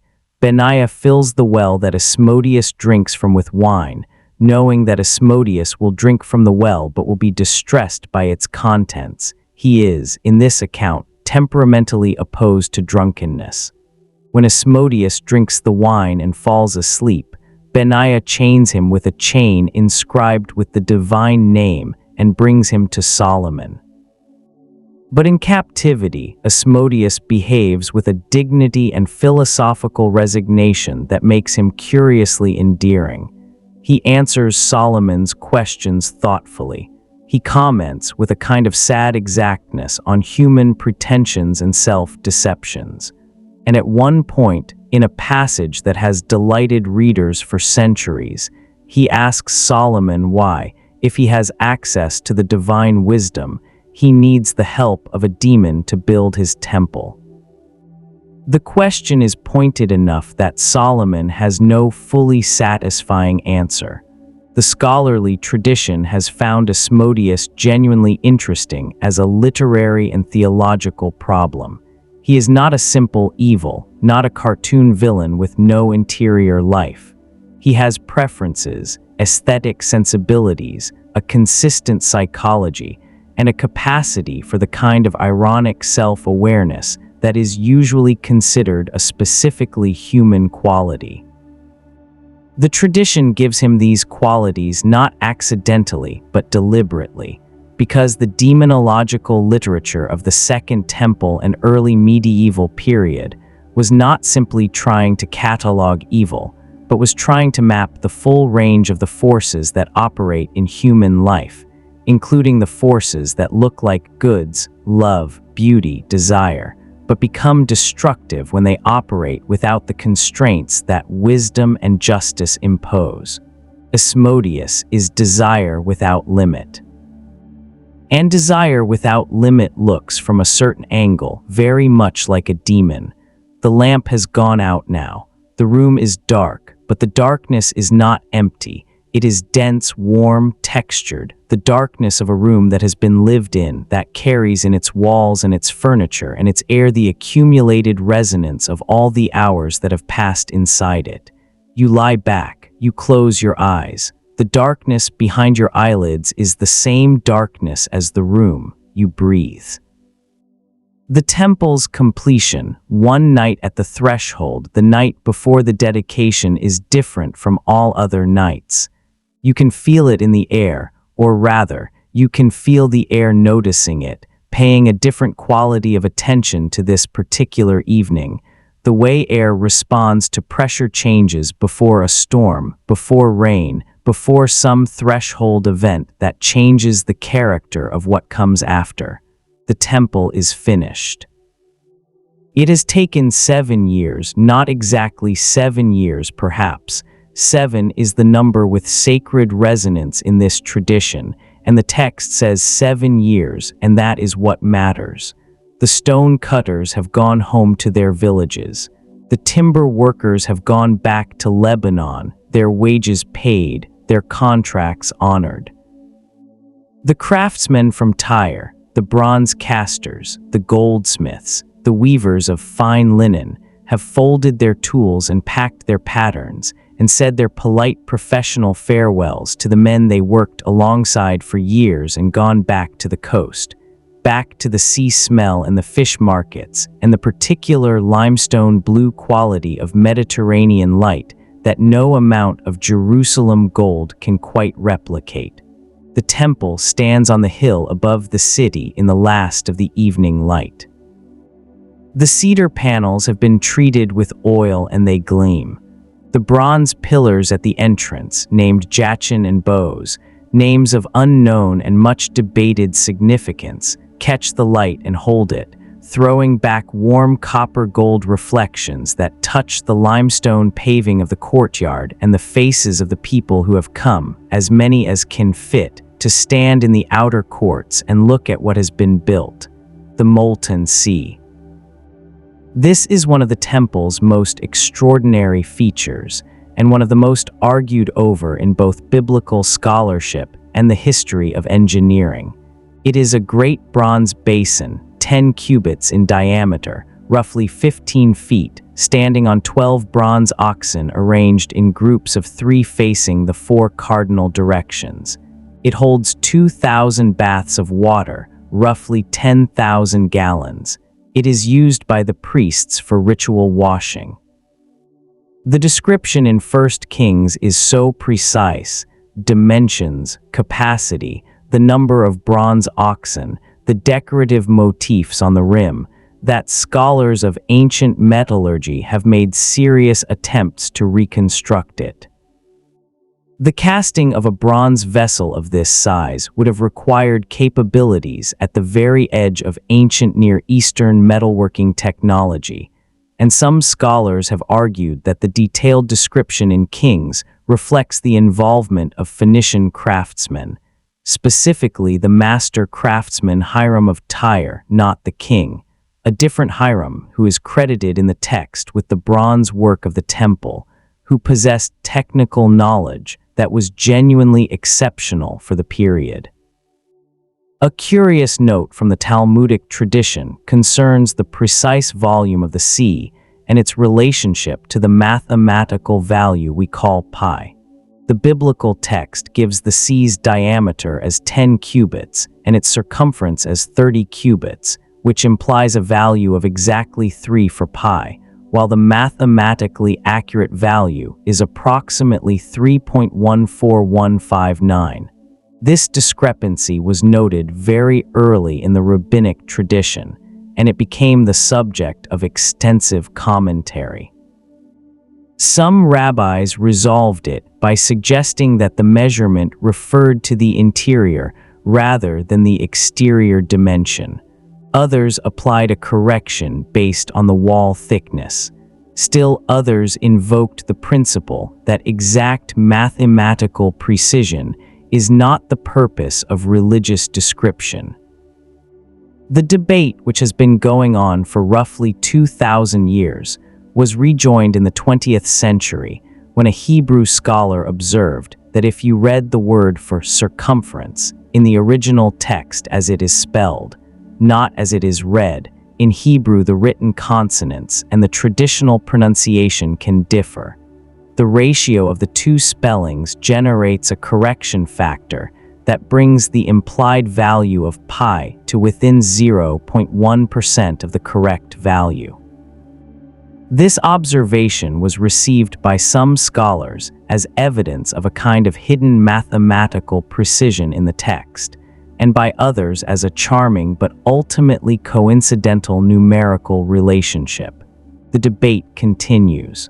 The scholarly debate around the temple's historical existence is one of the most charged in biblical archaeology. The first temple was destroyed by Nebuchadnezzar in 586 BCE, and so there is no physical structure to examine. The second temple, built after the return from exile, was demolished by the Romans in 70 CE, also with great thoroughness. The current political situation of Temple Mount, controlled by the Waqf, the Islamic religious authority, with all archaeological excavation in the most sensitive areas effectively impossible, means that the fundamental archaeological questions about the first temple site may not be answerable in any timeline that any living scholar can see clearly. What we have is the text, and the text is not simple, but tonight, on the night before the dedication, the text is not the point. The point is standing on the court of the temple and feeling the warmth of the day still rising from the limestone under your feet, and looking at the cedar and gold building that has consumed 7 years of an entire kingdom's resources and energy and talent and argument, and knowing that tomorrow, when the sun rises, something will happen here that changes the nature of this particular hill forever. The Ark of the Covenant will be brought in.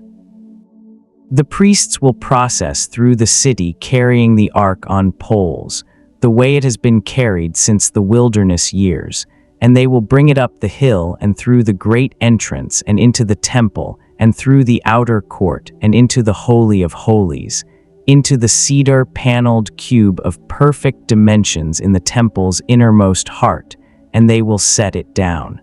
And a cloud will fill the temple. A cloud so dense that the priests cannot continue to stand and minister because the glory of God, the Shekinah, the divine presence, the thing that has been traveling in a tent since Sinai, has taken up residence in the house built for it. That is what the text says. You stand in the outer court. The night is very still.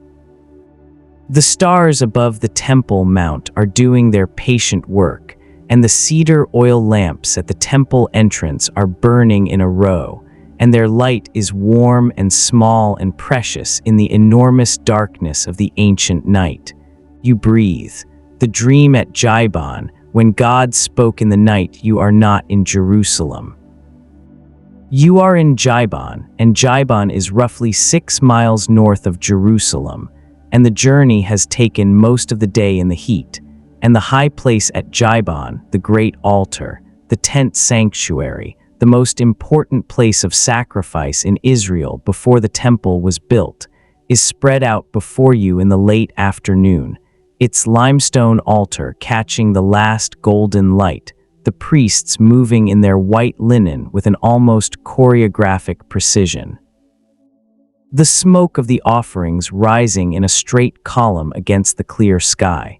Solomon is here. He is young in this moment. This is early in his reign, shortly after David his father died and left him a kingdom that was geographically larger and politically more complex than any Israelite king before him had managed, and young and new and in possession of a power whose full dimensions he has not yet fully grasped. He has come to Gibon to sacrifice. And at Gibon in the night after the great sacrifice, when the altar smoke has thinned and the priests have gone to their tents and the fire has burned low, and the high place is quiet except for the sound of the wind through the grasses on the hillside below, Solomon dreams. The dream is the most important dream in the Solomonic tradition. God appears to Solomon in the dream and says simply, "Ask. Ask for what you want. Ask for what you need." The offer is apparently unlimited. There is no category of thing that is withheld from consideration. This is an extraordinary moment.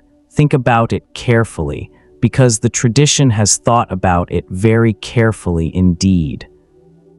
If you are a young king, newly arrived at the throne, the son of a beloved and successful father whose accomplishments you will be compared to for the rest of your life, if you are sitting in the driver's seat of the most powerful political entity in your part of the world and God says to you, "Ask, what do you ask for?" Money is an obvious answer.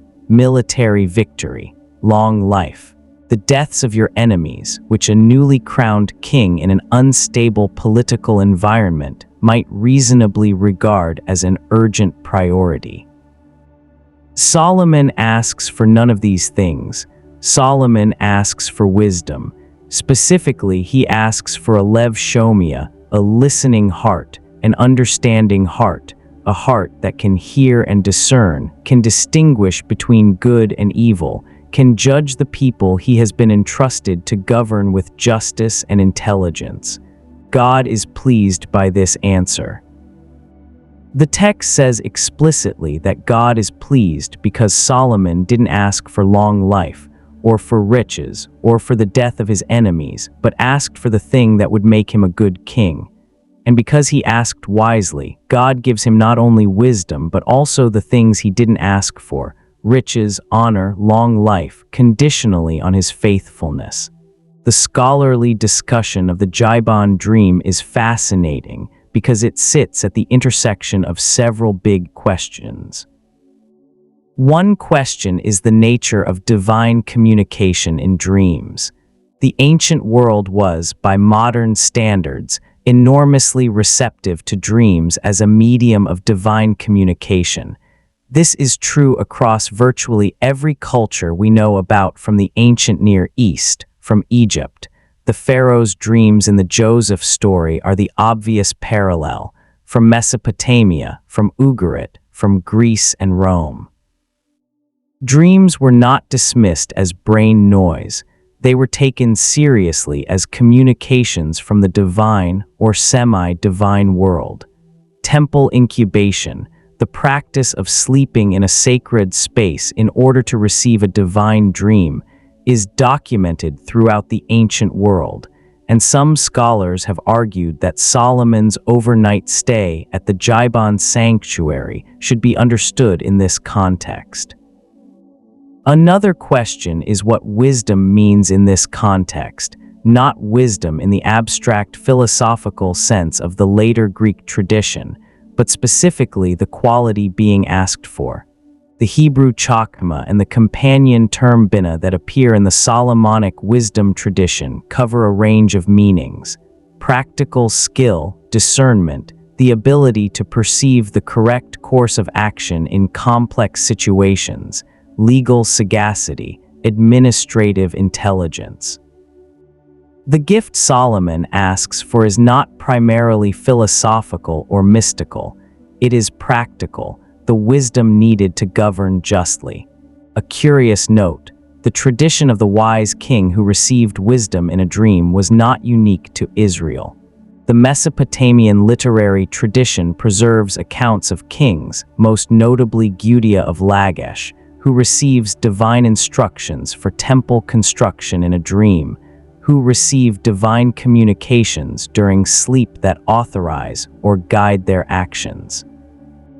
The structural parallel with the Gibon dream is striking, though scholars debate whether this reflects direct borrowing, parallel development from shared cultural roots, or simply the fact that certain structural patterns in religious narrative, the king, the sanctuary, the night, the divine communication, the construction project, appear repeatedly because they are deeply embedded in the religious imagination of the ancient Near East.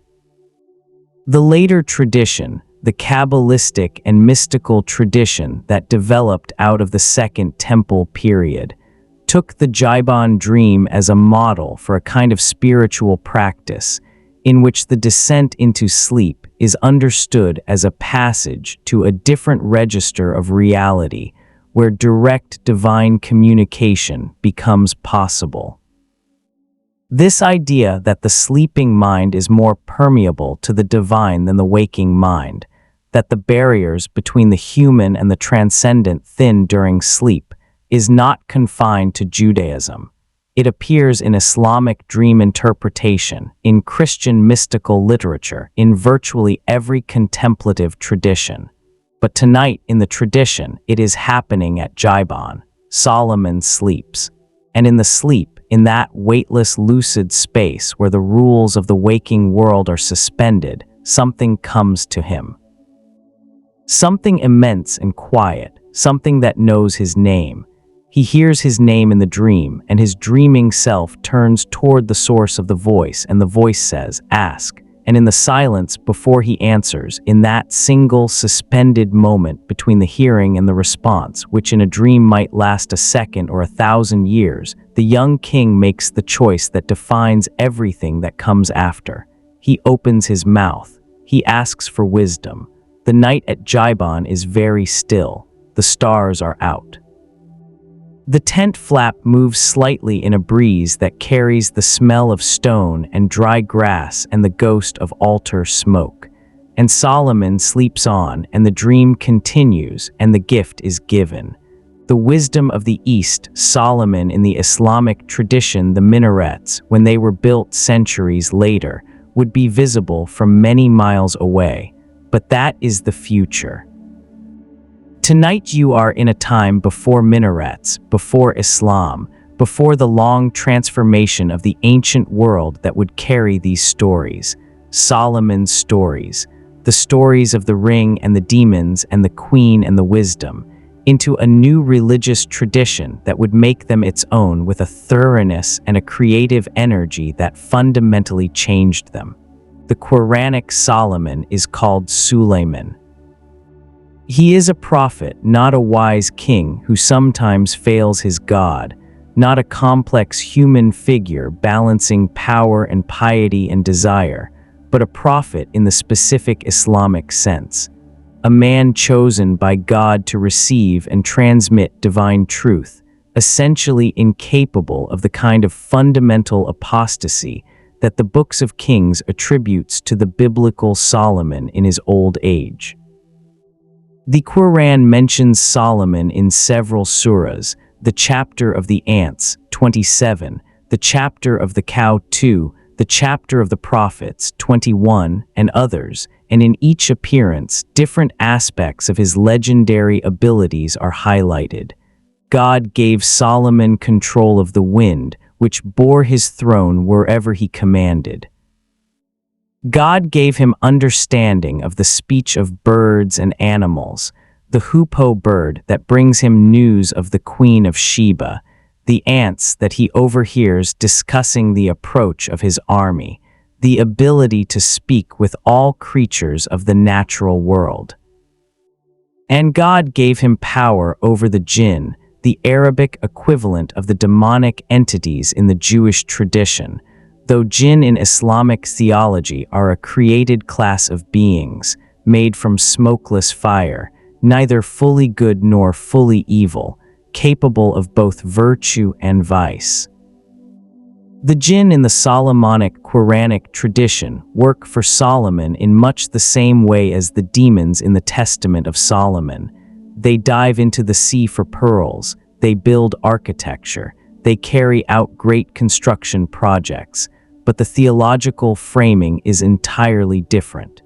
In the Jewish tradition, Solomon's control of demons is established through the power of the ring, a human artifact empowered by God through an angelic intermediary. In the Islamic tradition, Solomon's power over the jinn is a direct divine gift. God gives it to him, God sustains it, and it is an expression of God's sovereignty rather than primarily of Solomon's wisdom or magical skill. This distinction matters. It matters because it reflects a fundamental difference in how the two traditions understand the relationship between divine power and human agency. The Testament of Solomon is interested in Solomon as a magical practitioner, a man who, with the right tools and the right knowledge, can compel supernatural entities to obey him. The Quran is interested in Solomon as a vessel of divine power, a man whose authority over creation, including the supernatural portions of creation, derives entirely from God and functions as a demonstration of divine sovereignty. A curious note from the Islamic tradition: one of the most widely circulated stories about Solomon in Islamic popular literature, and it appears in 1001 Nights as well as in more strictly religious sources, involves the death of the prophet. According to this tradition, Solomon was sitting in prayer when he died, and he died so quietly, so still, so absorbed in his prayers, that no one realized he was dead for an extended period. He remained supported by his staff, leaning slightly, eyes apparently closed in meditation, and the jinn who were laboring at his command continued working because they believed him to be alive and watching them.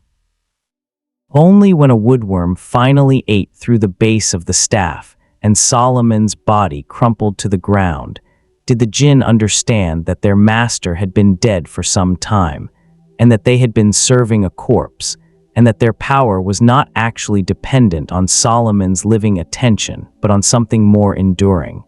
The Quran references this story explicitly in Surah 34. When we decreed Solomon's death, nothing indicated his death to them except a creature of the earth eating away his staff. The scholarly discussion of the relationship between the Jewish and Islamic Solomonic traditions is vast and unresolved in its details.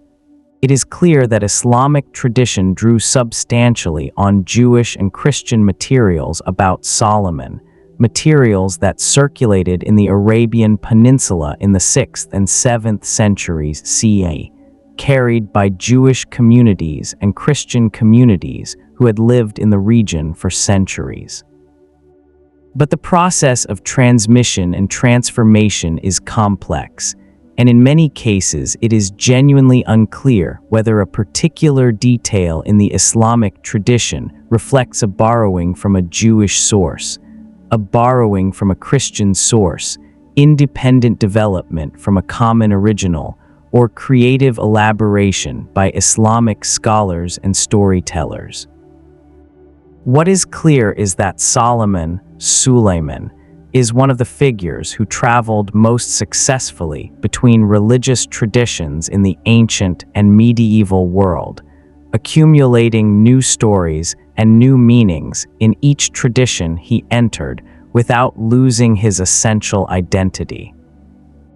The king who was wise, who commanded spirits, who built a great house for God, who entertained the queen from the south, who received dreams, who spoke to animals, this figure was recognizable across Jewish, Christian, Islamic, Ethiopian, and eventually European magical traditions as the same remarkable person, even when the specific details of the story varied enormously. The night in this part of the world is the same night as in Jerusalem. The stars are the same stars in the same slow arcs.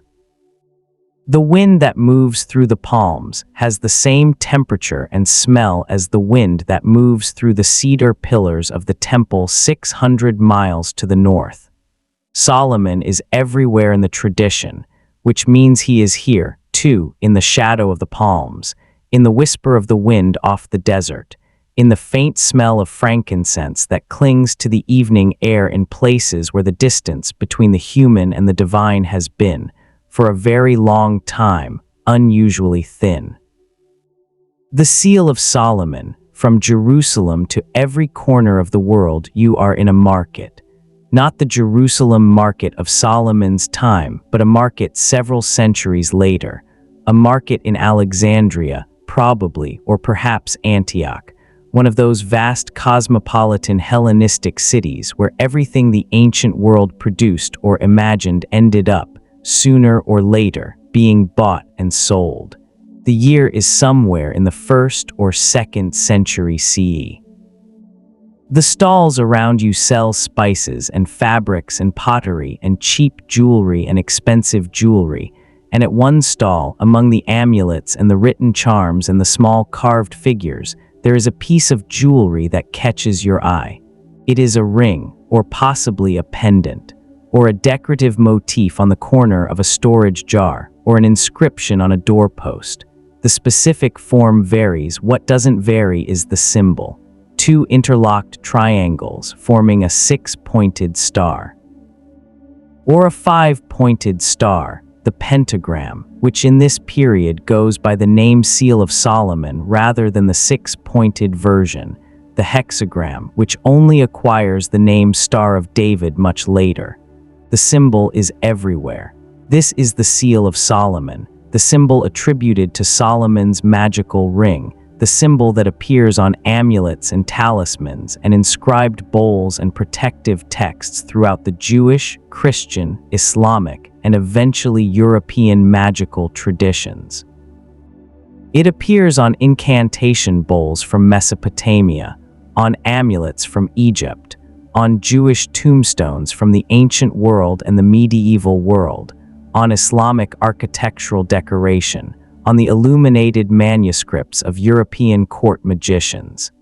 The Lesser Key of Solomon, also known as the Lemegeton, a European grimoire compiled in the 17th century, but drawing on much older material, uses the seal as the primary protective device in its system of demonic evocation. The magician inscribes the seal on his protective circle and on the triangle of conjuration, and the seal's power prevents the evoked demons from harming him. A curious note about the hexagram specifically: the 6-pointed Star of David that is today the most widely recognized symbol of Judaism, on the Israeli flag, on synagogues around the world, was not, for most of Jewish history, a specifically Jewish symbol. It was a widespread magical and decorative motif used by multiple traditions. It became specifically identified with Judaism only gradually through the medieval period, partly through its association with the Solomonic magical tradition, and it did not become the universal Jewish symbol we now recognize until the modern period, when it was adopted as such by the Zionist movement in the 19th century. The story of how a symbol that was once shared across traditions became the specifically Jewish symbol is a fascinating case study in how symbols acquire and shed meanings over time, and how identity, religious, national, cultural, gets crystallized into visual form. The scholarly debate around the Seal of Solomon involves several intersecting questions: the relationship between the pentagram and hexagram versions, the precise dating of the symbol's emergence as specifically Solomonic, and the mechanisms by which it spread across multiple cultural traditions. Some scholars trace it primarily through Jewish magical texts, others through Hellenistic magical papyri, others through Islamic intermediaries into European traditions. What is not debated is the reach. The Seal of Solomon is one of the most widely distributed magical symbols in human history. It appears in contexts separated by thousands of miles and hundreds of years. It is inscribed on objects found in the ruins of Mesopotamian cities, in the archives of European monasteries, in the tomb goods of Egyptian communities, in the decorative programs of Moroccan palaces. Its reach encompasses 3 continents and 15 centuries. From a ring pressed against a demon's chest on a hill in Jerusalem, something grew that covered the world. Imagine it now. Picture the symbol traced in light, in ink, in gold, in bronze, in carved stone, across the whole map of the ancient and medieval world. Each inscription a node in a network, each node connected by the thread of a story about a king who was wise, who was fallible, who commanded spirits and built a house for God and received a dream in the night and loved too broadly and wrote poems about love and mortality and asked questions that had no answers. The market hum around you is warm and busy and full of the overlapping sounds of human commerce, coins changing hands, prices being negotiated, arguments and agreements, and the particular laughter that belongs to marketplaces, which is always slightly raucous, always slightly performative, always specific to the moment. You hold the ring, the pendant, the amulet lightly in your palm. It is warm, whether from your hand or from something older, you cannot quite tell. The last night of Solomon, age, error, and the weight of wisdom come back to the palace now.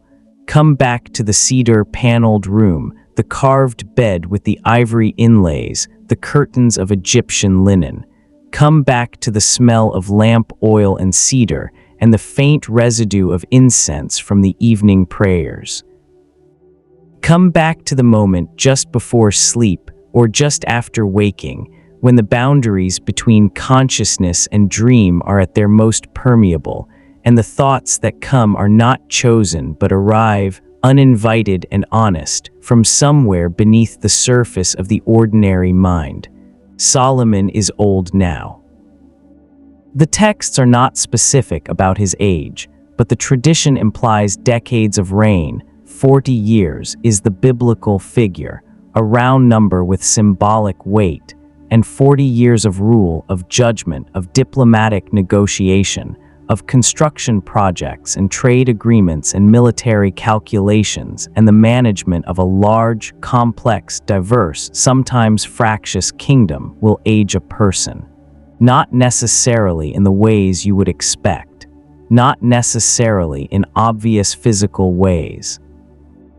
Primarily in the eyes, in the quality of attention. He has made mistakes, he knows about the mistakes. The awareness of them is not separate from him, it is woven into him, the way old injuries are woven into the body, not always painful, not always present to consciousness, but structurally shaping, altering the way you move through the world.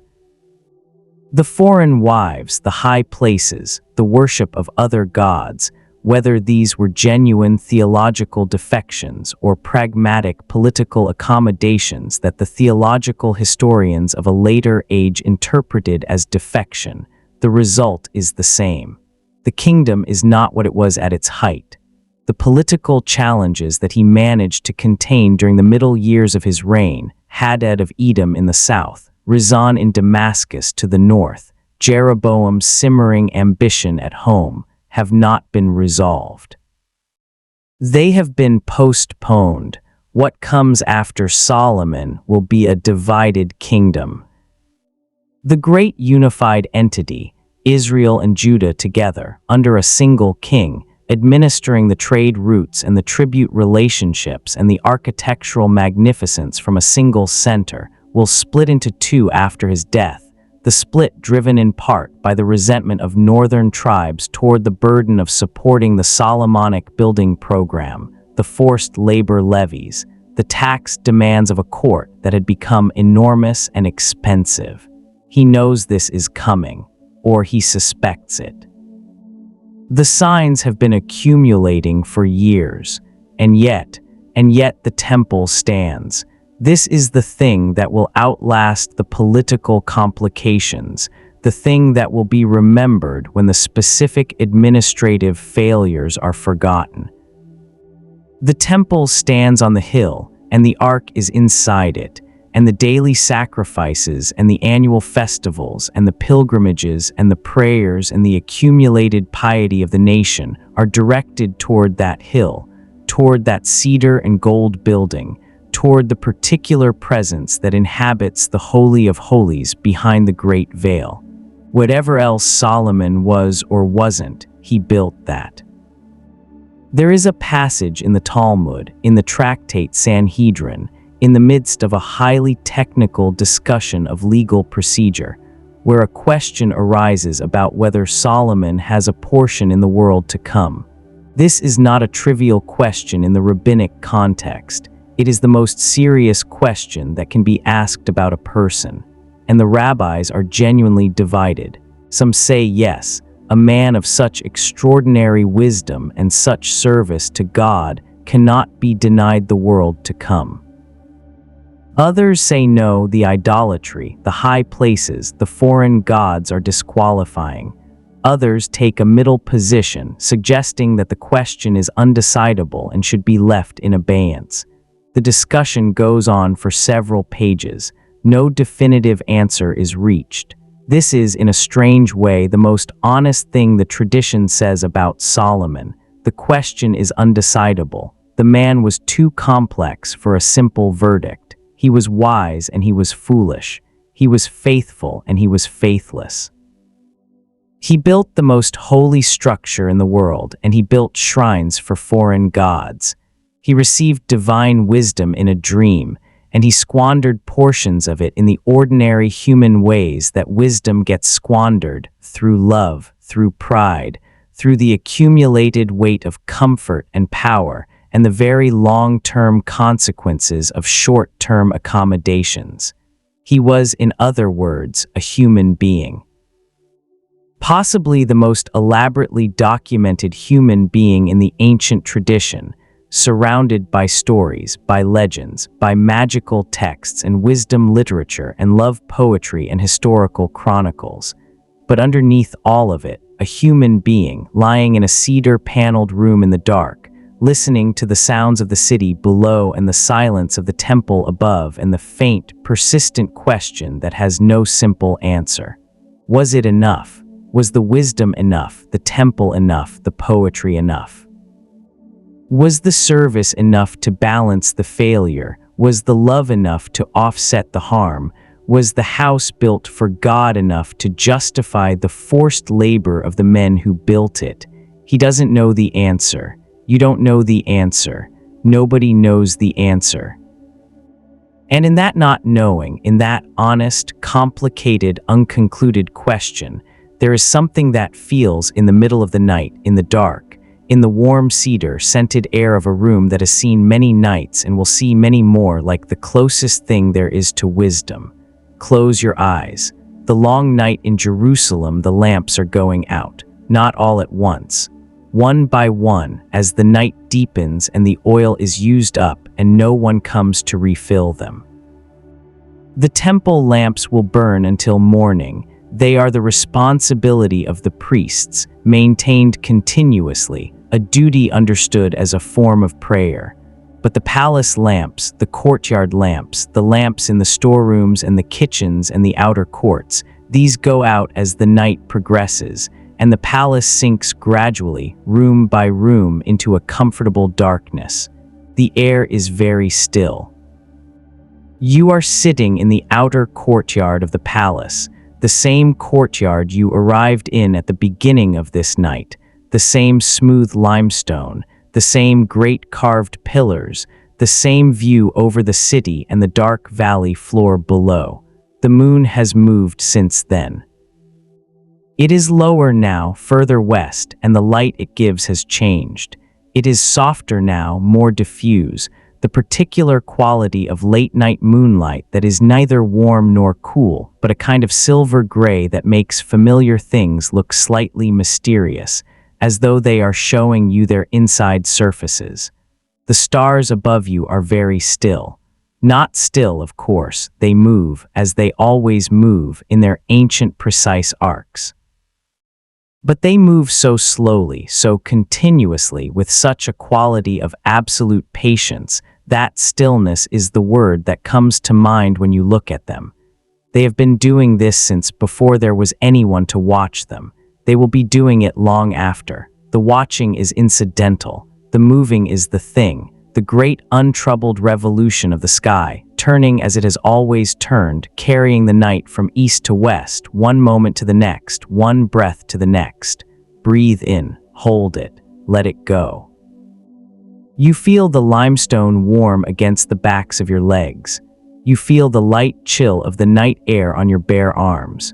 You feel the faint, almost subliminal vibration of the city below, not sound exactly, just the residual hum of all those lives in close proximity, all those heartbeats and breath cycles and dreaming brains producing their quiet collective resonance that you can feel in your chest if you pay attention, if you settle deeply enough into the stillness.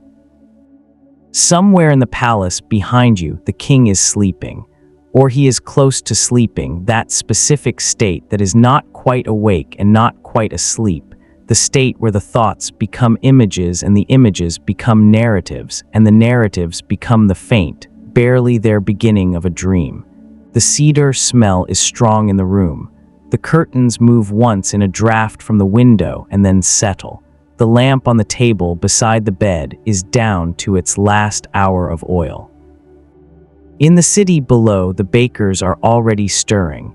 It takes a long time to heat the ovens, and the morning bread needs to be ready before the sun is fully up. You can't smell it yet, but in an hour you will be able to smell the first bread of the morning, that particular yeast and fire smell that is one of the oldest human smells, the smell that means the night is almost over and something warm and new is coming. Not yet, though, not yet. The night has more of itself left to offer. Picture the temple on the hill above you, the cedar pillars catching the moonlight, the bronze basins holding the stars in their still water, the great bronze pillars, Jachin and bows, standing at the entrance in their polished solidity, holding up nothing except the weight of all the prayers and all the generations of worshippers who will pass between them in the years and centuries and millennia to come. The ark is inside. You don't need to see it. You don't need to approach it.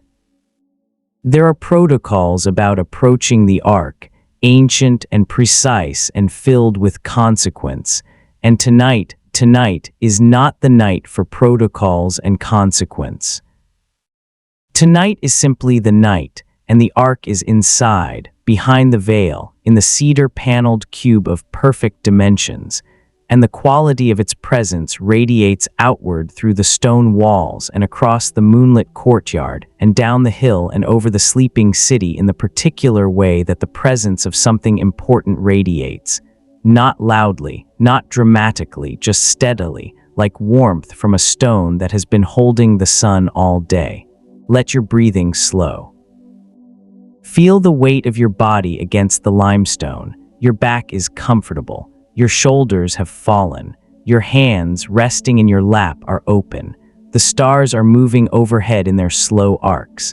The moon has cleared the western ridge and is falling toward the horizon. In the kitchen district of the city below, the first oven is being stoked, and the first tendril of wood smoke is rising into the still air and dissolving in the dark. Solomon is asleep. In his cedar-paneled room, behind his linen curtains, on his ivory-inlaid bed, the king is fully asleep now. The lamp has burned down to nothing, and the room is dark, and the only sound is his breathing, slow and deep and regular, the breathing of a man who has put down the weight of the day and surrendered to the night. He is dreaming, maybe. In the dream, if there is a dream, it might be any of the things that have happened in his life. The great market, the great temple, the queen arriving in her litter with her caravan of frankincense and gold. The ring, the demons, the catalogue of spirits lining up one by one to state their names and their natures. The garden, always the garden, the one in the poems, the one with the lily and the beloved and the voice that calls in the dark, and the beloved who cannot be found and is found and cannot be held and is held. Or maybe the dream is simpler. Maybe the dream is just the hill, just the stone, just the particular quality of Jerusalem at night, the sound of the wind through the cedar pillars of the temple, the smell of lamp oil and stone and open sky, the sight of stars reflected in the great bronze basin. Maybe that is enough. You let your eyes close fully now. The city is breathing below you, all those sleeping thousands, their breath rising and falling in the dark houses and tents and courts of the ancient city. And the breath of the sleeping city joins the small planetary movement of the air across the hill. And there is wind, but it is so gentle, so continuous that it doesn't feel like wind. It feels like the night breathing, the way a sleeping person breathes, slowly, without effort, without intention, the body doing what it knows how to do. Your own breath has slowed.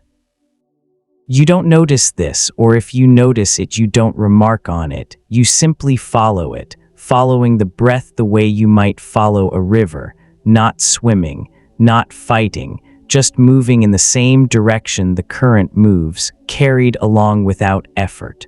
The limestone under you is very still. The cedar smell is very faint now, just a suggestion of cedar. Just the ghost of a smell that your mind knows and recognizes and finds safe, comfortable, associated with shelter and warmth, and the smell of something that has been well made. Far away in the desert, miles and miles south of the city, far down the ancient road toward Egypt, the caravan fires are going out one by one as the caravanners bank their coals for morning and pull their robes around them and settle into sleep. The camels are kneeling in the sand, their long legs folded under their bodies, their eyes half closed, their breathing as slow and regular as the breathing of something very old and very patient. The desert is immense. At night, the desert becomes even more immense, the absence of physical landmarks, the darkness that goes from your feet to the stars without interruption, the quality of silence that is not absence of sound, but presence of a very fundamental quiet that the sounds of the day had been covering. The desert at night is the night's most perfect expression. In the desert at night, the night is everything. You are not in the desert, though. You are on the hill above Jerusalem, in the courtyard of the palace, and the city is around you and the temple is above you. And both of these things, the human hum of the city and the lifted stillness of the temple, are present at the same time, balanced against each other in the particular proportion that this hill has always held them. The moon touches the horizon.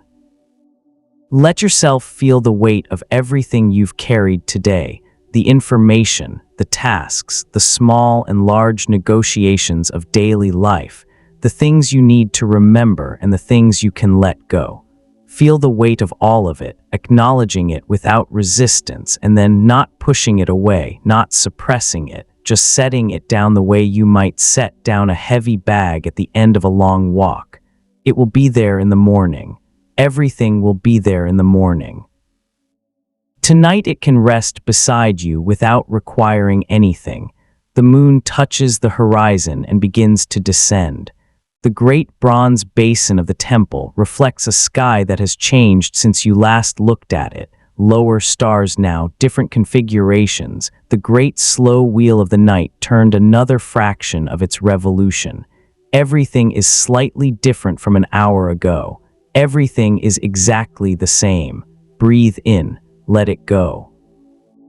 In the room where Solomon is sleeping, the darkness is complete now. A warm and total dark, and the silence in the room is like the silence of a place that has been sacred for a very long time, not empty, not merely quiet, but full of something that has no name in ordinary language, something that the tradition calls by various names and that different people in different traditions have understood differently, but that all of them have understood to be real, to be present, to be worth building a house for.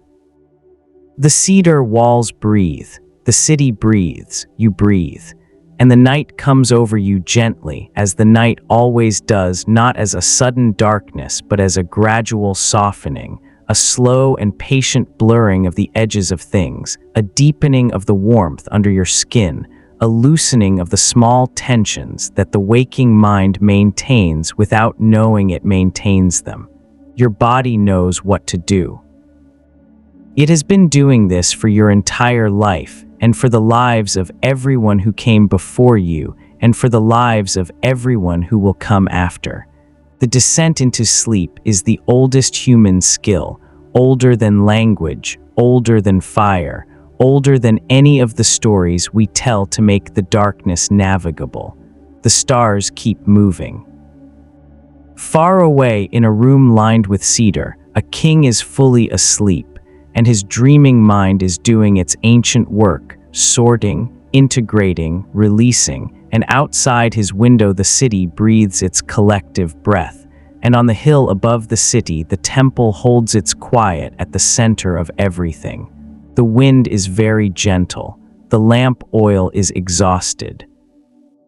The darkness is complete, and the darkness is warm, and the darkness is full of the presence of something that has been here longer than the city, longer than the hill, longer than the language that gives the hill its name. Something patient, something quiet, something that has been watching the night from the beginning, and will be watching it long, long after the last lamp has gone out, and all is still, and all is warm, and the stars are turning, and you are safe, and the night is deep, and you are already almost there. Thank you for spending this night in Solomon's Jerusalem. Sleep well, wherever in the world you are.